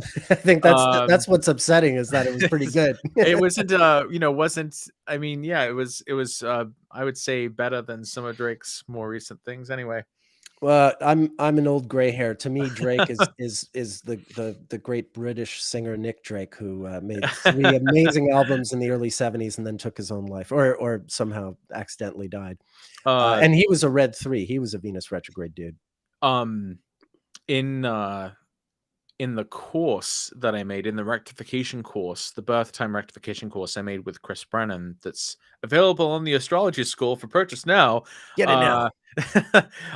We one of the examples we went through was Drake, because Drake's ascendant is a really late Leo, and his birth time could potentially be later, just depending. And so we tried to analyze whether or not it made more sense for him to be a Leo rising or a Virgo rising. And through the techniques that we use to rectify charts, analyzing the position of the benefic of the sect in favor, the malefic contrary to sect, etc., we were able to kind of figure out that he had to be a Leo rising in order for that to make sense. Spoiler alert: we figured that he had to be a Leo rising because his contrary to sect malefic would be Saturn in the 5th house, and over the course of his Saturn return in the 5th house, he had this very unfortunate scenario where he had fathered a child and was trying to deny that it was his and sort of keep it secret, and so it was kind of a big deal, that this happened. But yeah, but in all other ways, though, he's extremely Leo. Um, you know, he's very much a Leo rising. But we were able to kind of verify it, by sort of what happened in the houses. It makes the most sense. Gotcha. Cool. Yeah, well, Yeah. he could have been like Michael Jackson and just had a song like Billie Jean rather than like live the reality, I guess. But there you What go. was if you happen to remember, what was the astrological I don't even quite know what the actual situation was. What he actually father a child? Michael Jackson? Yes. I'm What not was going the to whole answer that. I'm just story? going to look at you like this. What was the whole story? I think Like, he what was was the accused. He was story? accused of it. He was accused of it. In his case, he was telling the truth. That, Billie Jean was not his lover. Uh, She was just a okay. girl, but she said I he was the one. But the all kid right. was not his son. Okay, but I just didn't know what the ultimate story, because I know, like, there was that one guy who claimed that he was his kid for a long time, Yeah, I and then mean, he showed up at the funeral, and it's like, what? if you're Michael Jackson, that's going to happen. That's going to happen. Yeah, it was just okay. Paul I didn't. McCartney had the same deal. There was a woman who said she was his child from when he was in Hamburg and all that. And, Hmm. it happens. Um. So, what about Mercury in, like? I mean, so what about Venus in the other houses? Like, have you ever seen examples of Venus going retrograde through the other houses that really speak out to you? So, for example, like Venus going retrograde in the eighth house, is Right. there anything in particular you would um, sort of have to observe about that? I can think of a few things. Yeah, I mean, I think I've had a couple of clients just in the last week where there was something of that nature, and it was always relevant in its own right and in an eighth house way. But I can't recall the exact sort of scenarios. I try to not remember my clients' Sure. situations after I'm done. It's sort of you're theirs for an hour and then you move on to the next scenario. You have to clean the slate. Right. But yeah, but I mean, the basic rules. I mean, typically it's because the house has bodies in it that are consequential in the horoscope, and so sun in the eighth, moon in the eighth, ascendant ruler in the eighth, and the Venus retrograde goes over it.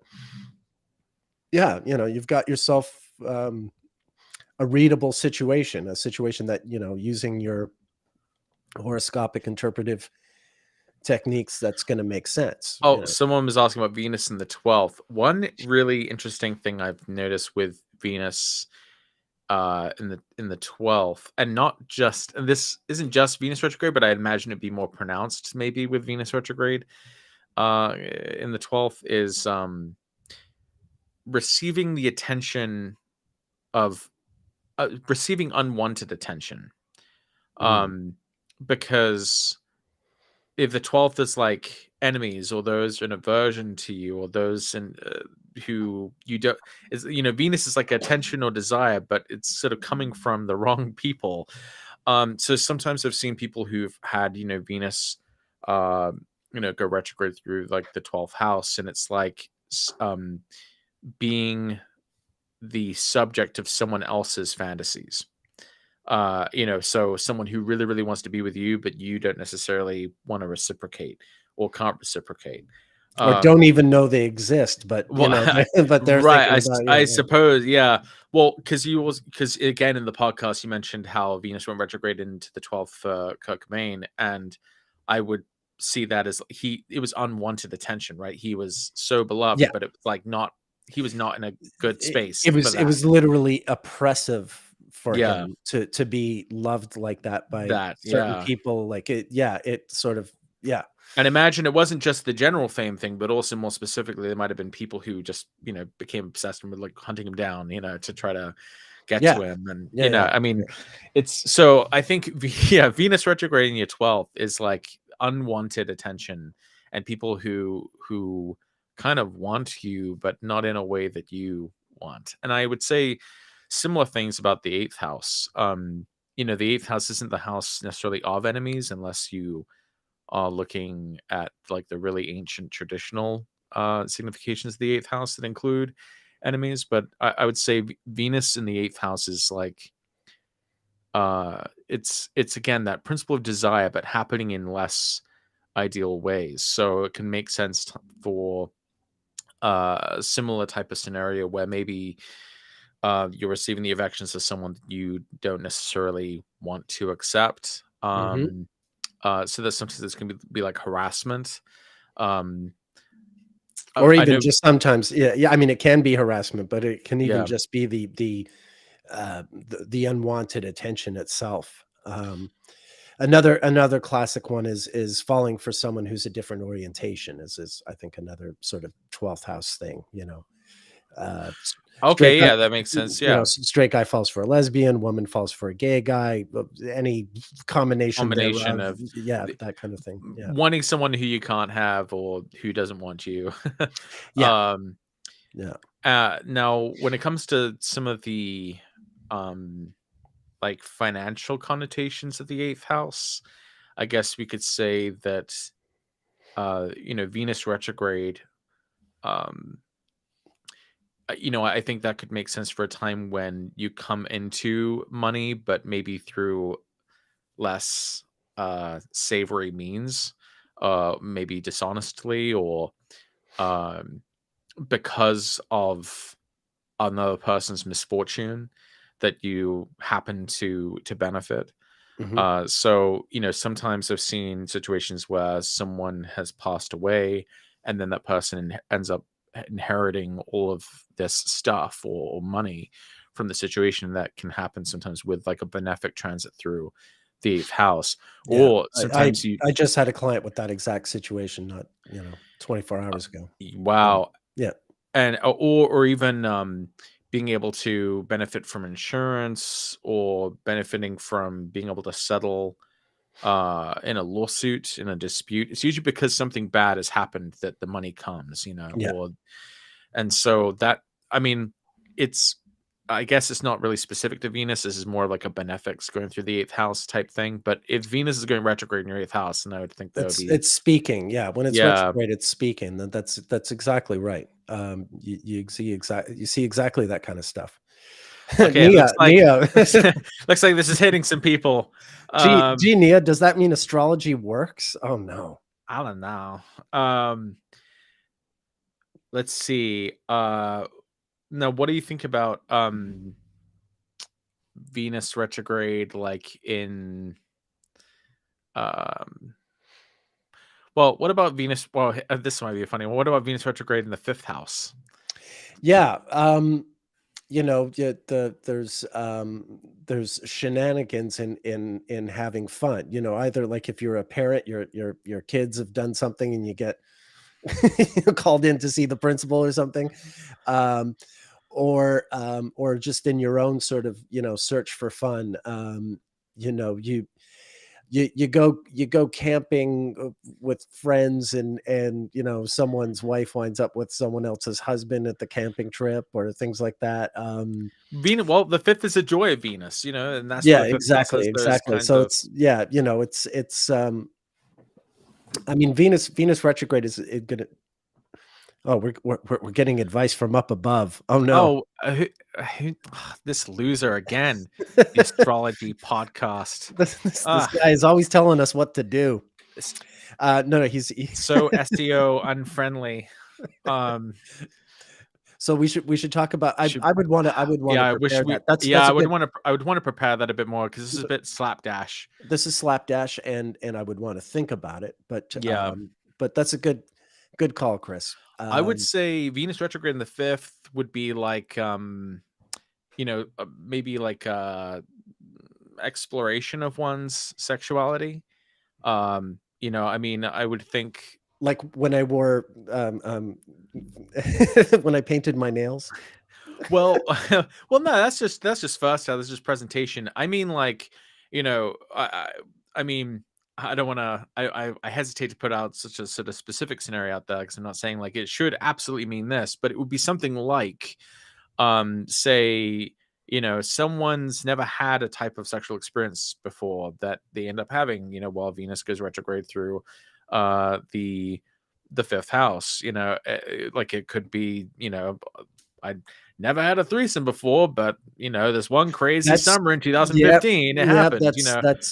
That's a great Venus Um, retrograde in the fifth house kind of thing. Yeah. or like I had a friend who during the Venus retrograde of 2007, I remember this very clearly. Uh, she had never been with a woman before, but that was the summer it kind of happened. It never happened again, but that was the one, and it happened in the fifth house. So it's it was it's just times when people, I think, are more willing to sort of see what floats the boat, what tickles the fancy. It's Mhm. Venus, it's delights, and the different forms they can take. Oh, is Adam here too? I didn't see Adam was here. Oh, Adam's here too. Oh, I That's what even someone mentioned said. Adam. Nia says, yeah, you mentioned Adam, but I didn't think he was here. Maybe he's not. Maybe it's just because you mentioned him. Yeah, no, You I can think summon Adam Ellenboss if you say his name 3 times. you can summon Chris Brennan if you don't say his name Wow. 3 Oh times. my gosh. Yeah. I didn't realize we had such big names here. Oh my God, I'm so nervous. Yeah, I'm He's very here. nervous. He knows. Oh my God. Should probably stop talking shit now. Oh, Adam is here. Oh, I didn't even realize that. I And was Madeline's joking. here. Oh my gosh. All Hey, right. Adam. Hey, Chris. So I was gonna say, I think the idea of doing the rounds of Venus retrograde through the houses is a great idea. Chris yeah. is right. But I would love to prepare that. Yeah. One thing I wanted, if it's okay with you, Patrick, I wanted to Yeah. just go through a quick example that I wanted to include in the astrology podcast, but there wasn't any time for it. But it's one of these beautiful examples. It's really, it's super powerful. Sure. And it involves someone very, very, very famous. Okay.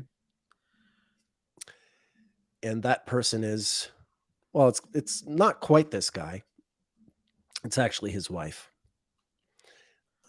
Where am I here? Mary Todd. Mary Todd Lincoln. Okay, so where is she? She's going to be, got all my Lincoln people. Oh, no, she's at the very end. That's right. It ends. I just think of Sally Fields now. I also think of Sally Fields. So this is Mary Todd Lincoln. Sorry, I'm fixing these slides so this red 2 doesn't get blurry when I play it on full screen. That's why I had to do that in the edit. Anyway, so Mary Todd Lincoln is a red 2. Okay. And in terms of, she also married Abraham Lincoln during a red 2. One of her kids was a red 2. He was the one who died in the White House during the Civil War, and as it happens, Abe Lincoln's father also died during a red 2. But at the same time, the red 1s, Mary Todd Lincoln's mother died during a red 1, and her father died during a red 1. And her husband was murdered during a red 1. Oh my God. Yeah. And I think I left out another red 2 here somewhere because her father, after her mother died during a red 1, and then her father remarried during the following red 2. So, she got married during her red 2, her father got remarried during a red 2. And all, 3 of the 4 parents of Abe and Mary Todd Lincoln died during red intervals. Her, like I said, her father died during a red 1. Lincoln's killed during a red 1. Lincoln's dad dies during a red 2. Her mother dies during a red 1. And the only one who didn't die during a red interval was Abraham Lincoln's mother. And she is, where is she? Bear with me here. The payoff is worth it. Just forgetting what interval she is. I think it's a black 3. Yeah. So the only of the 4 of their parents who doesn't die during a red interval, Nancy Lincoln, Abraham Lincoln's mother, died October 5th, which is only 9 days before going into a red 2. So, Wow. in other words, even the one miss in there is only a miss by a few, just over a week. Wow. So you get these. It's another one of these situations like you find with Putin, or Muhammad Ali, where just like, yeah, you all you need to do is reach into the most basic timeline involved with a person, and you pull out, the whole thing is just Venus retrograde right through. Right. And it's interesting because the death of Lincoln during that red one, that's got its own sort of pattern in American history. Right. More So more US yeah. presidents have died during red one intervals than any other interval, including the first assassination, including the first time a president ever died in office, William Henry Harrison. Franklin Roosevelt dying in office was a red one. So it's really, really prevalent. But it's also interesting, again, when you go from the political to the personal and back. It's also interesting that, there's all this other red one and red two stuff involving death and marriage in the life of Abraham Lincoln and Mary Todd Lincoln. Right. Yeah. No, I think that's really fascinating that there is that sort of personal and mundane Yeah, sort of connection with the Venus retrogrades. They're like both inherently personal yeah, and yeah. very just yeah, sort of straightforwardly um important in a mundane Yeah, political sense as and well. and again, it doesn't matter. Like, you could be a Confederate astrologer, a Union astrologer. The facts speak for themselves. It's that you don't need to have sort of like feelings about the person in order to recognize the importance of that Oh, don't get all thread Ben in the. Shapiro on me, please. Facts Oh don't no, care about your feelings. yeah, well, that's the. But I mean, Yeah. Oh my but gosh. Ben Shapiro cares about his feelings. This is different. This Um, astrology really doesn't care about Actually, your funny feelings. Ben Shapiro story. So not I don't want to go into astrology too I deeply, think but I think if we're talking about it, we have to hold our noses. there's that Otherwise, it's there's that fantastic video where he reads the lyrics of Cardi B's song WAP and that's like one of my most favorite videos ever of all time. Like I've watched that so many times. I've Um I've never seen It's someone so own funny. themselves so No, thoroughly that yeah, no, just it's so funny.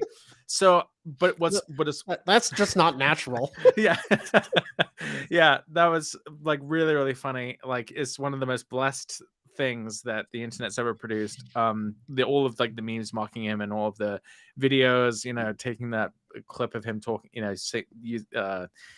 reciting the, WAP lyrics, but I looked a little bit into the production of the song itself, and it all seems to have focused around like May, June of 2020, which was the Venus retrograde in Gemini, which I Right. thought was so funny. Like, okay, so this song which pushes the boundaries, for or does really what like male rappers have been doing forever and just presenting from like a female's point of view, a Mhm. woman's point of view, and that it sort of pushed so many buttons. I was just it kind of annoyed me at first because I was like, this is a really Venus retrograde song, but this didn't really come out at a Venus retrograde, but it seems the production of it sort of centered more on that Venus retrograde in Gemini, and so then it became sort of satisfying. Like, oh, okay, so it's like that was the sounds of that Venus retrograde in Gemini, and Yeah. yeah, I Yeah, thought no, that that was abs well, and it was the two, and it's two. It was Cardi B and Megan the Stallion, right? It was like the two kind of leading lights right now, and of very Gemini. lady rappers. Yeah, no, exactly. Um, in any case, yeah, uh, I don't know how I got on that Ben Shapiro story, but Oh, uh, because I was saying it didn't oh matter right, if you were, oh yeah, yeah, yeah, what your yeah, that's feelings right, about Abraham Lincoln that's are. right, yeah, yeah, That's the kind of doesn't astrology matter. I mean, the same thing I was doing with Putin. Mm, You didn't have to be an admirer of Putin to appreciate the timeline I presented, in last week's talk and in the edited video. It speaks for itself. You could be pro Putin, anti Putin. It doesn't really matter. The timeline is so unambiguous that it speaks to you regardless. That's all. right, right. Um,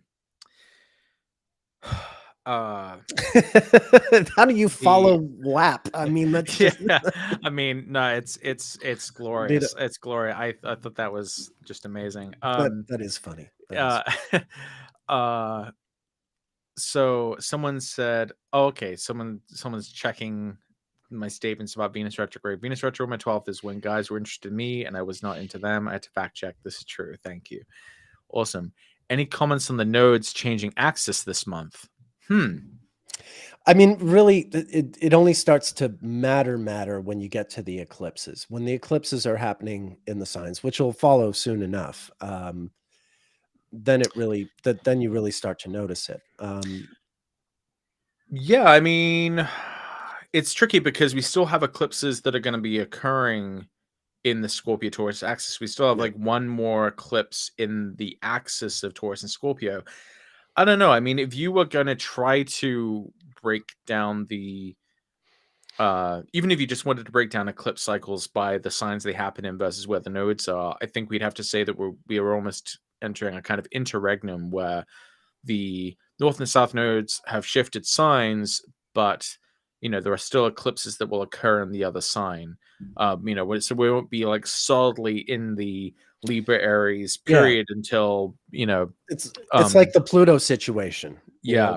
We're dealing with Pluto in Aquarius and Pluto in Capricorn at the same time, and they're really, for all intents and purposes, they're both in effect in their own way right now. I Mhm. mean, Pluto is technically in Capricorn, but it's been in Aquarius, and so that has been activated. Yeah. I see this time and again with those outer planet ones. Like Pearl Harbor happening, Uranus was in Taurus, but it had already been in Gemini and it was on its way back in, and you're in that sort of in between zone.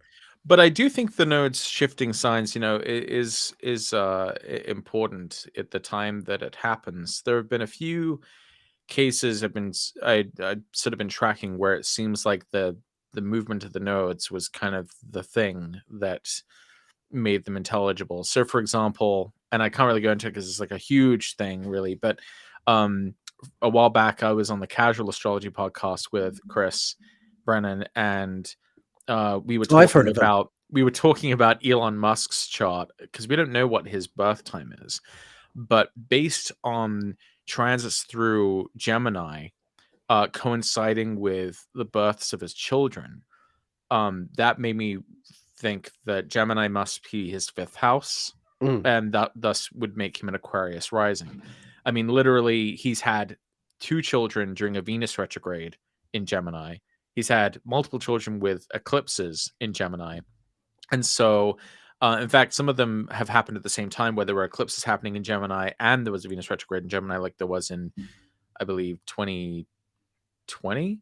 But I I'm hopefully I'm not getting this wrong, but I think in 2020 when uh the XAEA12 kid was born, that yeah, that was the Venus retrograde in Gemini, and I think the nodes were like just about to, let me just check that. What were they doing in May of 2020? So, oh, right. Yeah, the nodes were just about to enter Cancer. Oh, they were just about to enter Gemini at the time that Venus is gearing up to go retrograde.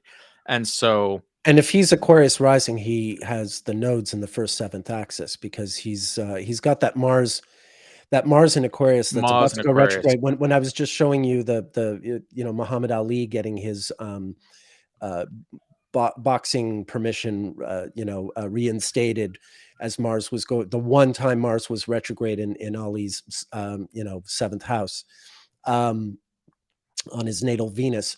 That's when Elon was born, and so Mars was about to go retrograde in Aquarius, and it's with the node. And so you really do have, I mean, that's, he's sort of your classic North Node rising guy. Like, he's got to, he's got to like be in charge of every little step of everything. So he has Mars rising, and what's the planet that he kind of keeps wanting to move everyone to, or sorry, all the billionaires and rich Oh yeah, people yeah, to? yeah, yeah. Mars, right? Yes, yes, that's right.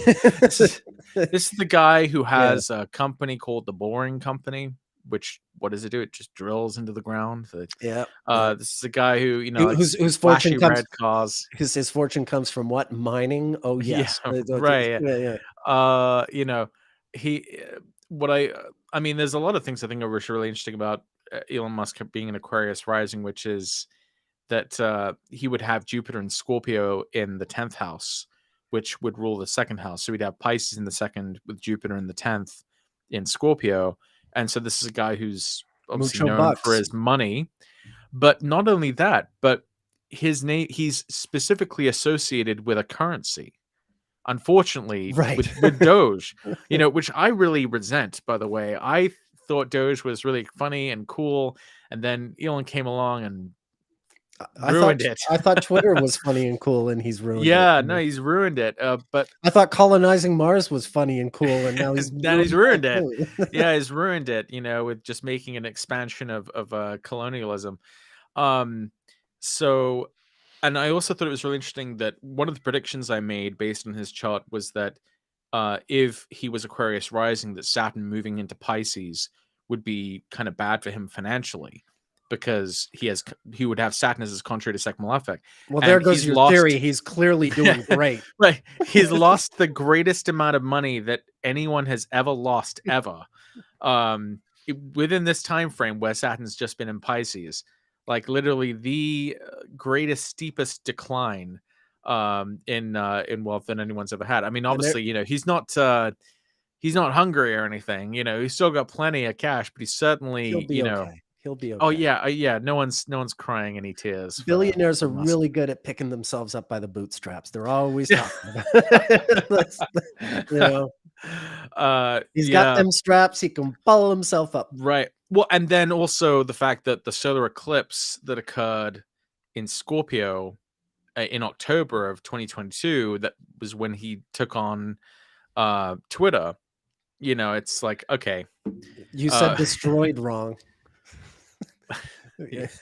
Yeah, right. Yeah, I mean, it's gotten really fun. It would be happening. Yeah, it would be happening in his 10th house. And this Venus retrograde would be in his 7th house, and right now everyone is like memeing him up the wazoo. Right. What's happened with Twitter? I mean, more than ever. Like, he really has just just really screwed it up. Yeah, after 9 months of making an ass of himself, it's come to some sort of brilliant crescendo. If he was a composer of stupidity, this would be like a masterpiece. It's funny though, because at the lunar eclipse in Scorpio, less people talked about this, but he did officially hire a new CEO to run Twitter.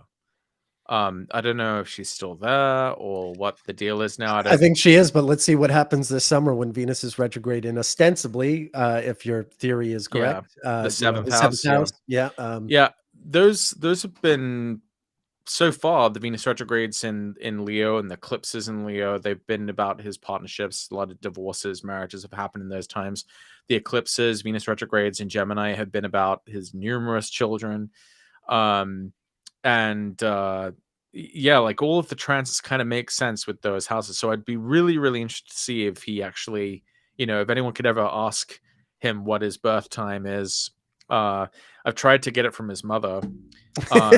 She's written about the birth story in her book, so I had to buy a book and I had to read it. And yeah, I'm sorry. I have a biography of him. Yeah, I don't know. You gotta study. Gotta do what you gotta do. You gotta do what you gotta do for the data. So yeah, she said that she was painting a plane while she was pregnant. Like everyone does when they're pregnant. God, yeah. How many times have I been painting a plane? And well, all right. To be fair though, I mean, to be fair to her though, like, she was having labor pains, but her husband Errol Musk was saying, no, you need to still paint this plane. So I mean, she was still a bit of a victim of the situation, even if she was lucky enough to be painting a plane in the first place. But I guess they were painting a plane. She finally, was the contractions were so close together that, I mean, she literally, it was an emergency. She could no longer paint a plane. She had to have him. And I assume that means it happened, late afternoon or something. For him to be born at the time that would make him Aquarius rising would have to be in the evening. Right. She probably wasn't painting a plane at 4 a.m. is right. Yeah. So, or right after breakfast, have your grapefruit and then go paint a plane. But in any case, yeah. So my theory is that Elon Musk is Aquarius rising, and I have a lot of arguments to support that. But if anyone has a better one, feel free to shoot it Yeah, out I mean, my way. the thing to keep in mind with him, like, in South Africa, June is a winter month. He's born after I had to live there to get my head around this, even though, like, as an astrologer, Right. it was known to me for a long time, but yet really have to realize, and therefore, like, there's quite a bit of daylight when he's born. So, um, yeah, the sun wouldn't set till probably 8 o'clock at night or so, around then, give or take half an hour. Monday, 6:30 a.m. Well, where are you getting that from, BD? Yeah, where's that from? No, I mean, I'd love to have a sourced time. I'd Yeah. prefer that over my rectification. Gotta have a link. Gotta have a source. Because there's a lot of times, floating around people, some sketchy blog will say like, it was this time. What was I gonna say? Oh, something else I think is kind of interesting. Astro Oh, theme. Yeah. I'm afraid BD, don't come to us with astro theme. They make stuff up. they make stuff up, I'm afraid. Yeah. Sometimes it's not made up, but sometimes it is. Yeah, but if it You have isn't made to, up, you don't know. yeah, Astro Data Bank exactly, will tell you what it is, where it where it's comes from. from. They're not trying to sell you on anything that isn't. Oh, no, no, no, don't Don't apologize, BD, gonna be but sorry. just please don't use Astro theme anymore. Yeah. That's really the key. Yeah, I mean, we'd love to. We don't mind being corrected if there's information that we don't know and would be useful to us. But we have a long experience with Astro theme, and it being repeatedly found to be groundless in the claims it makes. One thing I think is kind of interesting about that period though when Elon Musk was born was, I think it was like in that same week that um Julian Assange, the Yeah, he was founder of born. WikiLeaks, was born. He's also born close to that Mars Yeah, station. and Yeah, yeah. that was also in the same week that the Pentagon Papers, that the New Yes. York Times won their lawsuit against the Yeah, United States government for publishing the Pentagon Papers. And I just thought that's it's right. really interesting that in 1 week you have this free speech case have a big victory, against the United States government, and then you have a guy who's born whose whole thing is leaking Yeah, sensitive documents, that are that's an critical of the excellent point. government. That's an excellent point. Yeah. And then you also have this other guy, Elon Musk, who, is sort of ostensibly about Well, freedom of speech. But yeah, and Julian Assange is and also he did. kind of Well, fallen off the. Musk did leak some documents earlier. Oh yeah, the Twitter The Gates Twitter thing, the the Twitter Twitter thing. files. Yeah, so he is That's Mars. technically a leaker. I mean, you can. Yeah, Mars retrograde in Gemini. I Yeah, believe that. Yeah, that was all of that stuff. yeah, Also interesting, during that same Mars retrograde in Gemini, since I think he's Aquarius rising, and I would thought it would have something to do with his children. He mentioned, like, he came out with all these sort of anti-trans comments at that time, which was pretty bad because one of his children is trans, and when they turned 18, um, they decided they didn't want to be, they disowned kind of him. Yeah, emancipated themselves, from Elon Musk, and uh, that that child, they were born in April of 2004 during the Venus retrograde in Gemini. So we see, like, again, this Gemini theme, keeps sort of reappearing for this topic of children, and not to mention, if he's Aquarius rising, then the ruler of the ascendant would be Saturn in Gemini in the 5th house. And one of the things that's really weird about Elon Musk is that he's really obsessed with, like, everyone having children. He keeps, like, encouraging all his employees to have as many children as possible. He himself has had tons of kids. He says his greatest fear is, like, underpopulation and decline in birth rates, and right. that's, this kind of weirdly ongoing sort of issue for him. He even donated his. I'm sorry that we're talking about Elon Musk's sperm, but he donated his sperm to a worker at his company, Neuralink, and she had kids from his sperm. So it's like, this guy just can't stop, won't stop, Right, right. when it It's comes. almost like he has Mars in the North Node But rising or but something. also look at his Saturn return. He had his Saturn return in the fifth house, and he also had eclipses happen in his fifth house at that same time, which were configured with Saturn and Pluto in June of 2001. And his first, that was when he first became a father, and his child died within a couple months of birth Oh, due to sudden infant death syndrome. And this is a really, you know, horrible yeah. event, in his life, to the extent that when he was bringing all of these like right-wing voices back onto the platform he'd previously been banned from Twitter, he purposely did not let Alex Jones back. And people were like, what's the deal? Why are you letting Alex Jones back? And he's like, because he's trying to profit off of dead children, and like, my child died in my arms, and like, so like he still talks about that, as like something that sort of haunts him still. And you know um there's still there's still some sort of level on which, he's a human being still, despite being a nasty billionaire. But yeah, so Saturn in the fifth house, just seems to check off all of these Check off all the boxes. boxes. Oh, Yeah. I think you make us. It's occurred to me for the same reason, because of that Mars is so, that Mars in June, July of 71, that both he and Assange were both born close to, that retrograde. Like I said, it's the only, since 1971, the only other time we had a Mars retrograde in Aquarius was 47 years later in 2018. All right, Uh, I gotta say, someone's got a great comment here. Raphael C says he role plays as a baby on Twitter. um that's really great. And then Semper says, didn't his ex-wife call him out on that and say he was lying? Pretty much. Yeah, she said that she was the one who was holding him, I think, at the time that the baby died. But I well, mean, obviously they both were there. It was her I Saturn return as well. yeah, look, I don't have many nice things to say about him, but Sure. I'm sure he was emotionally distraught by the loss of that child. Yeah, right. I don't, I don't I'm have any not gonna trouble. mess with that. Yeah, Yeah. it's fine. He's a clown, but he's a person, and that would affect most people. Most people would, Yeah, and then wouldn't be able to brush that off very easily. yeah. No, I'll take him as sincere on that point. Sure. Yeah. Yeah. And not out of generosity, just out of, just common sense, really, right. more than anything. A baby hoarder. Yeah. I guess that's one way to put it. Yeah. 2018 was the first time Mars went retrograde in Aquarius since 1971.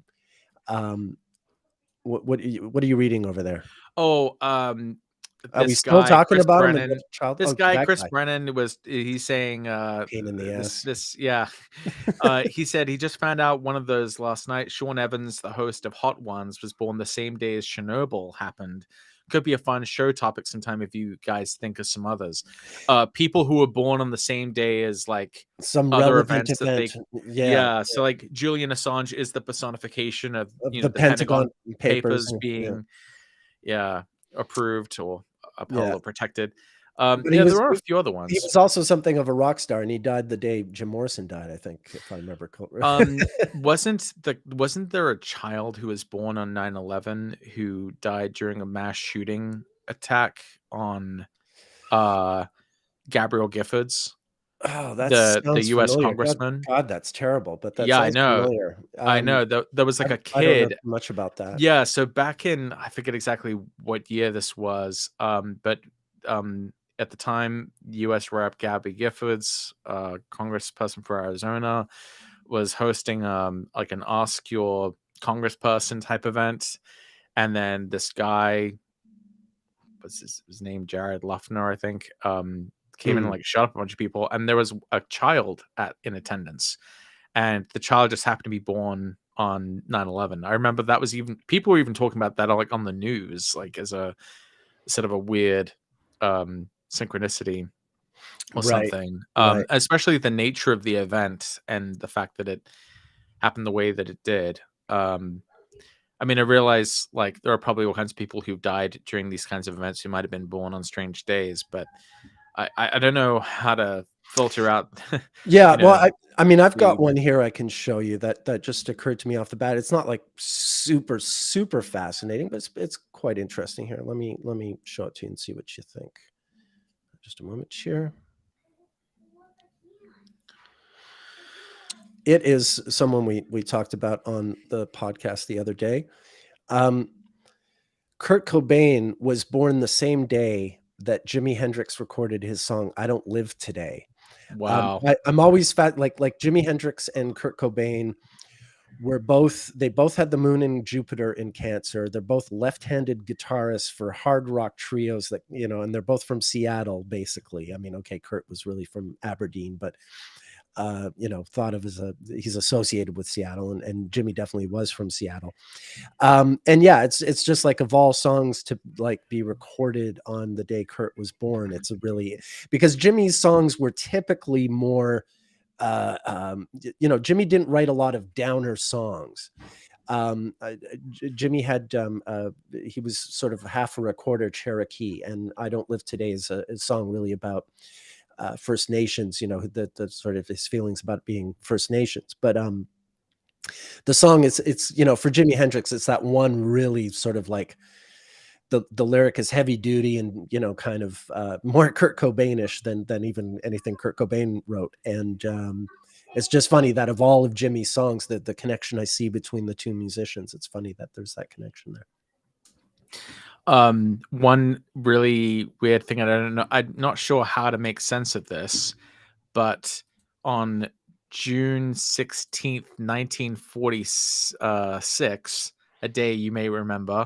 That's 2 days after a certain greatest president ever was born. Well, wait, was it the very day? No, he's June 14th.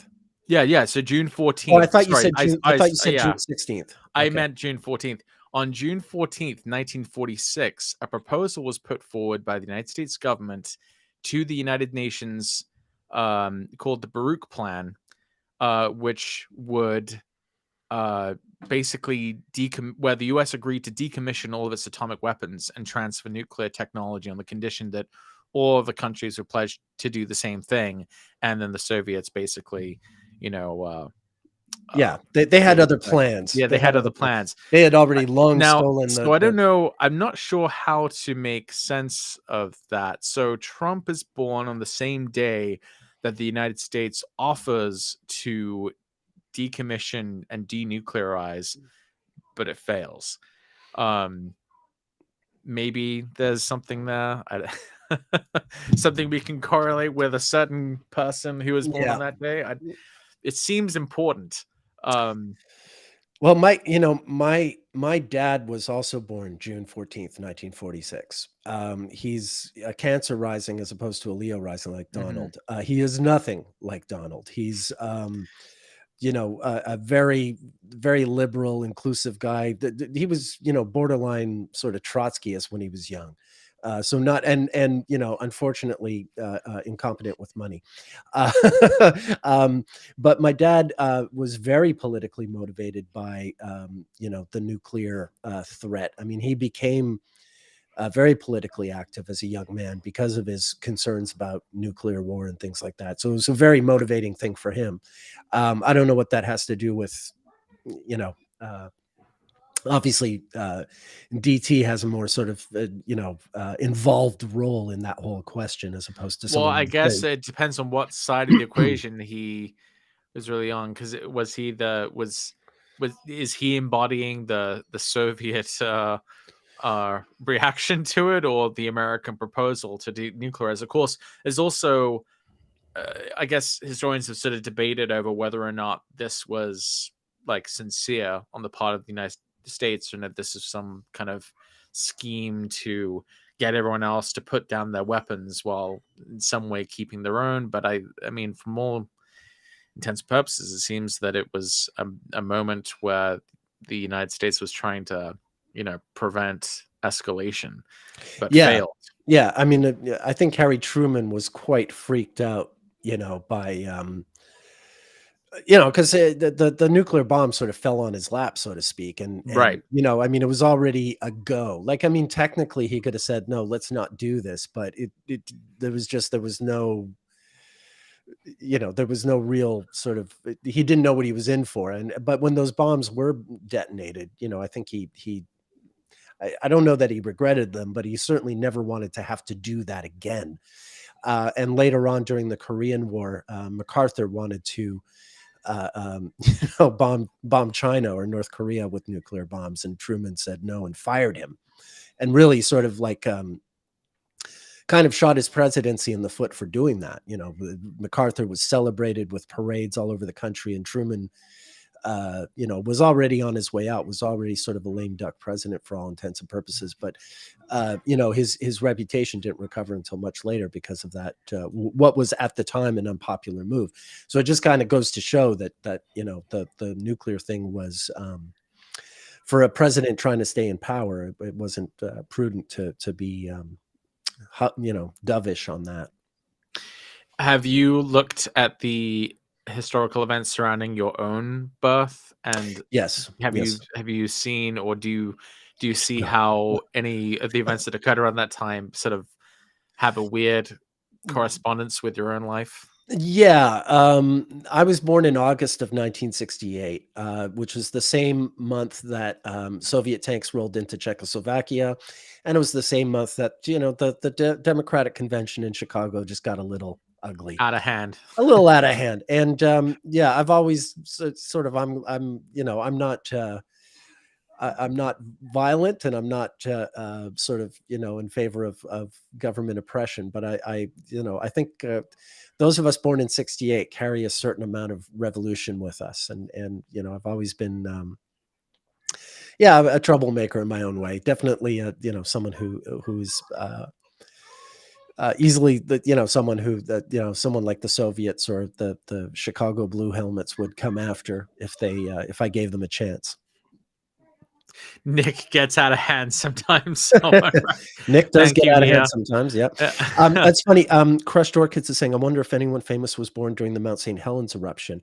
I did know someone who was born that day. I think it's May 18th, 1980, if I remember. That was the day that Ian Curtis of Joy Division hanged himself. Ian Curtis was born a Red 3 and killed himself during a Red 3. Paul McCartney was on Saturday Night Live that night, which was, just a few months before. How do you know that? Oh, because I've researched all this stuff. That period in 1980 is really, really powerful. But yeah, born during, let me see. I'm just trying to be the stand-in for the audience who's just like, how does this guy know this stuff? Well, I did screw up that human ephemeris thing earlier. I should have known it was 57, not 59, because then I looked at the Venus. I'm like, what the hell are you thinking? We'll have to have an ephemeris off one of these days. Someday we'll do that. Give each other a shot and see how the other does. Time it. See how quickly we can figure out what the day must have been. Yeah, well, I'll just show you quickly. This is what I have from the Mount St. Helens thing. So yeah, there's Mount St. Helens. I was right. It was May 18th, 1980. Venus was just about to go retrograde in Cancer. Not much longer after it went retrograde on May 24th. So 6 days before that. And this is a really big week in my life. There were student uprisings in South Korea. That's not a big event in my life, but that was happening. Ian Curtis hanging himself. He's a really great musician. Paul McCartney's on SNL. The next day, Ringo Starr, who was a natal Red 3, a natal Venus retrograde, he's in this really bad car accident that winds up helping him sort of sober up for a while. The Worst Kiss album ever released comes out, which was a total downer for me as an 11-year-old. And then Quebec had its first referendum. This is, arguably one of the most important events in my youth because of the sort of, the impact of it on my life directly at the time. And there were other things. There was the Love Canal emergency a few days later. There was Empire Strikes Back came out. That was kind of a big deal. In terms of people born then, I don't have anyone exactly born on May 18th, but Rishi Sunak, the current prime minister of Great Britain, was born just 6 days before. He's a Red 3. Red 3s are very common with British prime ministers. Boris Johnson was also a Red 3. Besides that, I have Yeah, this actress Lucy Gordon, who was also a suicide, not unlike Ian Curtis, and then oh yeah, this actor Morgan Benoit, who I looked up when I was in Burlington one day looking up the records, but I can't place him right now. So yeah, I don't have anyone specifically for May 18th. Oh, Andrew Gott loves Joy Division too. Yeah, Ian Curtis is a really great Venus retrograde example, although unfortunately we don't have a time of birth for him, but that's a good one. Yeah, it's really annoying because there used to be a page on Wikipedia that allowed you to look at the births by month, and Yeah, now you can only see them by year, which uh, is kind of that frustrating. yeah. Why did they do that? I don't know, but it was kind of cool because sometimes it would just, I mean, I know you're not supposed to like trust Wikipedia totally, but sometimes Oh, it would at well, least put you in the ballpark of finding the right. right sources. And so I would sometimes use My that feeling for that. about Wikipedia is that it's a fine place to start an investigation, but it's not the place you want to end your investigation. Like, Hmm. you're starting to learn about a subject, you look it up on Wiki, and then from there you go to other sources, and what you read in the Wiki can say, okay, well, let me try and prove this or disprove that. And so I think it's great that it exists, and it's usually correct. I mean, there are people monitoring it and trying to get it right. And I've seen information that was wrong later be corrected. Of course, on the subject of astrology, that's a whole other kettle of fish. We don't need to Sure. Yeah. get involved. I mean, that's another thing. But Yeah. just in terms of general information, when it comes to biographies of people you're looking up and other things, I mean, there are people actively fact checking and correcting things there. So Right. it does have something going for it. For But yeah, sure. it's just, if it's your only source, then yeah, you are on thin ice, technically. The in the time I was born, I guess I was born during the one of the worst financial collapses Yes. of the I 20th still century, aside from 1929. yeah. I still think of you like when I think of October '87, I'm like, oh yeah, yeah, Black Sunday or whatever it um, was. and yeah, there was also there's these really bad storms in the UK where I was born. Um, there's also on the day I was born, that was when uh two things happened, which I thought was strange. I don't know how this necessarily relates to me, but it was when the United States Senate took down Robert Bork, so they stopped Yep. Bork from going on the Supreme Court. And it was also the day that Trump said that he would not be running for president in 1988, because before that he had been kind of playing with it or toying with it. He even like took out an article, or he took out a full page ad in the New York Times, I think, and sort of wrote this letter which was kind of critical of Ronald Reagan. And but then on October 23rd, 1987, the day I was born, he like takes a helicopter down into New Hampshire, and everyone thinks it's going to be his official announcement for president. Instead, he goes like, I wrote this book. you know, It's the best Art of book the ever deal. written. Art of the deal. Art of the deal, anyone? Yeah. So yeah, he puts up that stupid book. And so I don't know how, or There was if also there's just before you were born, I remember this event. Baby Jessica fell into a well. There was a baby who fell into a well October 14th, 1987, and it was this big media event. This was in Texas, in Midland, Texas, and she was finally rescued like 2 days later. But yeah, for like 48 hours, like the whole world was on red alert for this you know, little baby who'd fallen into a well. yeah, so I'm not sure. I mean, I'd have to do more research on that, but I think it's an interesting idea to look at sort of the surrounding events, the context of your Yeah. birth, and seeing Um, what comes up. Danny P is saying Red 5 here, August 1951, CIA doing psyops in Iran. Exact dates difficult. Coup didn't happen until 1953. I wonder if psyops elevated during Red 5. I kind of have an answer. I mean, I've been reading a lot about, the Dulles brothers and the CIA in this period. And the thing is, you got to remember, Eisenhower wasn't elected until October of 52, and MK Ultra was officially sort of put into place, I think, around March or April of 53, not long after Eisenhower was inaugurated. And remember, like it's Eisenhower who puts Alan Dulles in charge of the CIA, and that really sort of changes a lot of the the sort of the position vis-a-vis Iran, Guatemala, all that stuff that starts to happen really comes in with Eisenhower coming into office. And the CIA is I mean, they're already underway at this point. It's Truman who creates them, but it's really it's the Dulles CIA that executes the coups and gets the MK Ultra going with all the LSD and actually the experiments at the Allen Memorial Hospital, which is literally next door to the hospital I was born in Montreal, the Royal Victoria, also birthplace of Leonard Cohen. I think that 1951 Red 5, Mossadegh is already sort of wanting to nationalize the oil industry in Iran and things like that. And incidentally, the Shah of Iran is a Red 5, the one who's, the one who was in power until he would no longer be 2 decades later. The Shah is a Red 5. And of course, he's going to wind up running away in August of 53 during the attempted coup and then coming back. But to answer your question, I think that's a little early for the PSYOPs from what I know. So I hope that helps. May 18th, 1980 is a Red 3. There's a link on astro-seek.com that we've shared a few times, but now that we have this calculator, folks don't need to ask me what interval something is. They can I'll put the link in chat so that we can. There we are. Oh, you're welcome, Danny. Thank you for that question, by the way. It says I can't post messages in some channels. Nia, I've posted a link. I hope you can see it. If not, just look up astro-seek.com and look up the phases and interval calculator.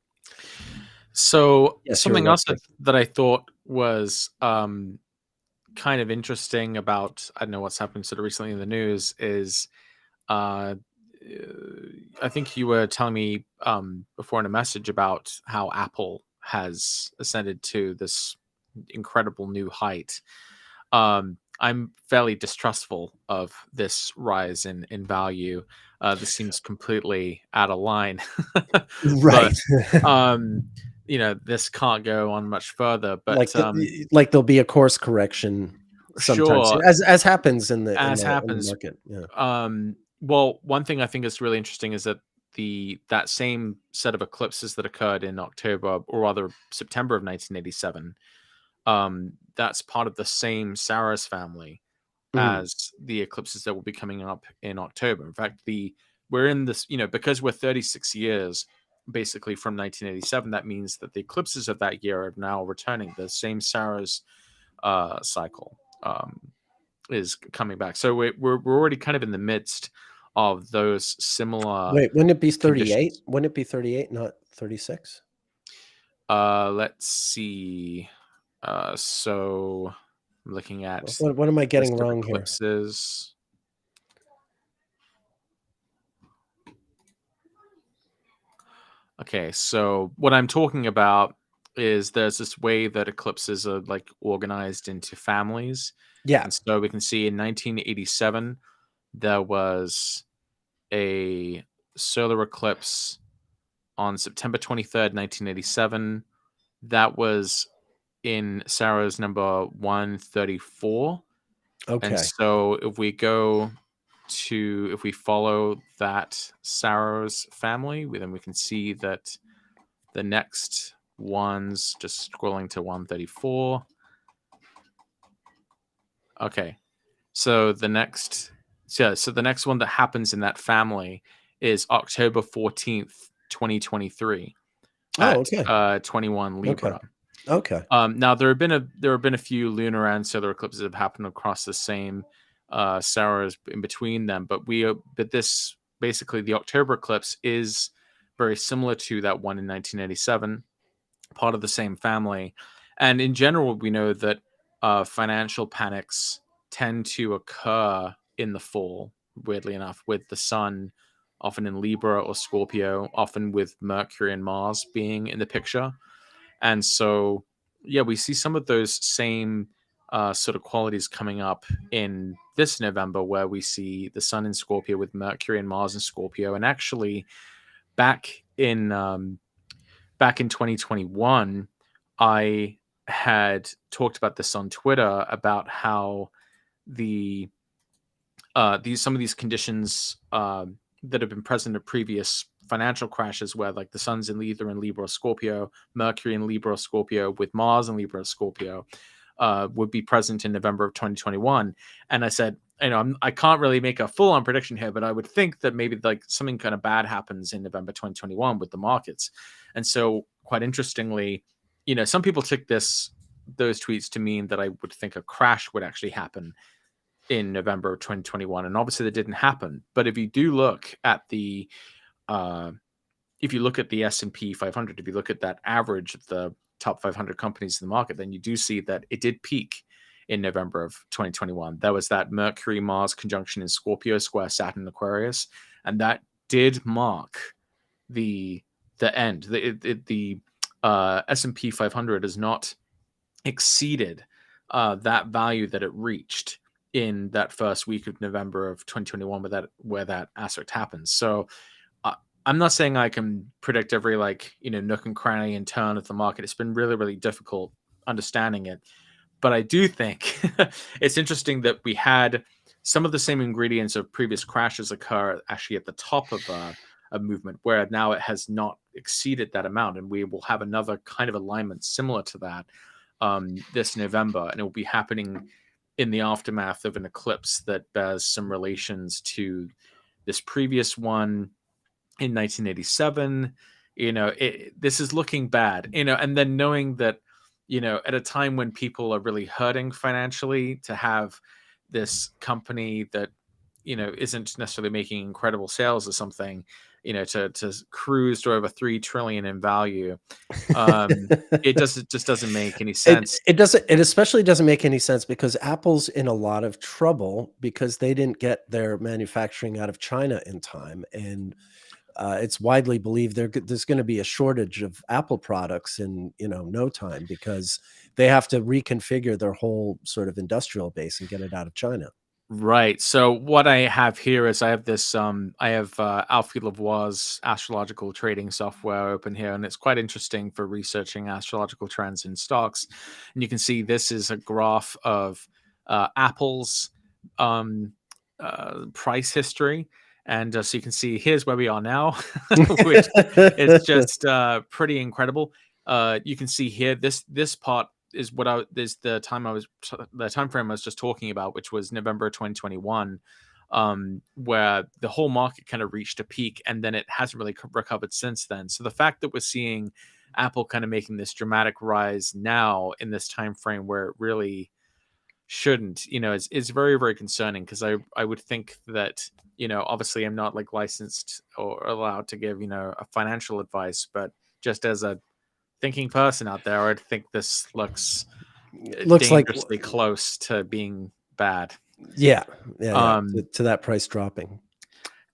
And in a big way. Right. And I've been trying to figure out what astrologically, this could, be correlated to. And I have this tool here which allows me to look at various trends for this stock. So we can see we're looking at the position of the Sun here, and we can see it tends to do worst in early Libra. There you go. There's the Sun at 10 Libras when it's on average at its lowest point of value. That makes sense with the overall market, right? Because that's when these dips tend to happen, when the Sun itself is in fall, so is the market kind of falling. I have a lot more to share here, but I don't know how much people want to talk about finance just now. But. Astrology is astrology, and even if you're not involved in finance, the fact that these trends are traceable through planetary cycles as much as anything is interesting. China's a huge mess right now. The bank stole a lot of elderly people's retirement. China is a mess right now. I don't know the book. What book? Mao's Little Red Book. What book? The art of the deal. I'm not Yeah, sure. Patrick, come on. Haven't you read The Art of the Deal? What Oh, the hell's God. wrong with you? It was published when you were born. I don't know what they're referring to. That was only a couple minutes ago. Oh, The Brothers by Stephen Kisner. Yeah, I've read that, Joshua. I've read. Although some people think Kisner is actually one of those CIA plant officers, but that's a whole other story. But the book's good nonetheless. Even if he's working in tandem with the CIA, like some people think. Okay, we have a few comments here. Patrick, what's that software? I just bought Archetypal Explorer, thanks to Chris. That software I was just using was Alfie Lavoie's trading software. It's spelt. Yeah, Alfie pronounces it Lavoie, like Americans. I thought I've never heard it him should say be it. Lavoie. See, because I'm from Quebec, so I would say Alfie Lavoie. Lavoie, okay. But he's a Franco-American. He is French speaking. I've had conversations with Alfie in French, but he pronounces it the American way, at least when he's speaking English to Americans. Lavoie. You can find all of his trading software offerings at www.alphee.com. Yeah, and he spells Alfie funny with the PH and a double. Yeah, alphee.com, and I don't know how he's doing lately, but I think I saw a picture of him in the hospital. So good wishes to. He's an old man. He's near his Uranus return, I think, but he's done a lot of really interesting work. He's a fascinating guy. He raised a family of 6 kids, I believe, as a single father, as a working astrologer before he ever got involved in technology. If I remember the story, it's that many kids. Wow. Yeah. So that's something else. Yeah, I mean, chapeau, as we say. It's been very difficult, making sense of the markets with astrology. But one thing that I have noticed is Alfie's software has this feature where you can kind of do a spectrum analysis of a given stock, and it will tell you what cycles best explain or best account for cyclical repetitions. Now, unfortunately, it only does arithmetical cycles at this point. There's no logarithmic function. But when you apply the spectrum analysis to the S&P 500, and when you get as large of a data set as possible, I have one that goes back to 1789, kind of reconstructed, reverse engineered or reverse calculated to be able to extend to a time prior to its invention. It shows that the cycle date, the number of days in a cycle that can best account for its overall movement, is 18.6 years, which is the cycle. That's the nodal cycle. That is the amount of time it takes for the nodes to go through all of the signs once. So the fact that that was the one that was able to account for it the most. So it basically seems to be saying that it's eclipse cycles that are the greatest predictor overall for financial movements, that you can best account for this data if you take into account that periodicity of 18.6 years. And it roughly, when you map it to the signs, it roughly corresponds, like the peaks and troughs of this cycle seem to correspond with when the nodes go through the cardinal points. Which is also really interesting because it seems to suggest certain types of events are more likely to occur with the market with the North Node going through certain signs. And so, I can't say that it's necessarily complete enough of a model to account for every single thing that happens with the market. But, I think it's probably the most, objective sort of evidence, I guess, I found of astrology in action, like on a sort of statistical level. Like this number 18.6 years, it just pops out of the data. There's no I was going to say, I'm reminded of the meme, the stock market is just a gauge of rich people's feelings. Yeah. That's interesting given what you're saying, like the playing into the nodal cycle, sort of rich elite and their feelings about how the masses are, And the masses, yeah. yeah, Well, how they're serving I them or mean, not. well, yeah, I mean, it makes sense. I mean, well, because the nodes reflect the latitude of the moon, right? It tells you whether it's rising or falling, and Yeah, so that does make sense with the notion of the moon is not just about emotions, but sentiment. And the emotions, the emotions of masses and the emotions of people, not all of them, obviously. The stock market is only capturing, like you said, the emotions of the people playing within it, who are more likely to be, more wealthy or privileged in many ways. But it's still an interesting slice of. It's an interesting way to get sort of, I guess, more objective data about what happens when, and so it's really quite amazing, quite incredible that the nodal cycle does show up so clearly as kind of the best, uh, the the the cycle that can best account for cyclical activity in the market. And I eventually I'd like to do more work with sort of fleshing that out. I'm sure there's other people who've already kind of explored this to some degree, but I think it's if there was one thing you could say to a skeptic who is demanding that sort of incontrovertible evidence, you can tell, you can show them, well, there's no astrological conspiracy, in this guiding the stock market. in this data, Yeah. but here it is, 18.6 years, um, all right, so the comments are going quiet, so I assume no one's talking about this. All right. Everyone's Okay. yeah. When is the British guy going to stop talking? And I'm like, I'm not even British anymore, really. Yeah, that was what one of the comments on the Astrology podcast when they were complaining that I was interrupting you. It was like, the English guy didn't even get to talk. How rude. I'm like, I think English people have talked enough, They've had enough to say. Indeed. Well, Watson, I'm kind of I'm running out of steam, and I got some clients to prepare for. All right. I don't know about you, but Yeah, I'm good. 2.5 hours. That's a lot. This has been a really good stream.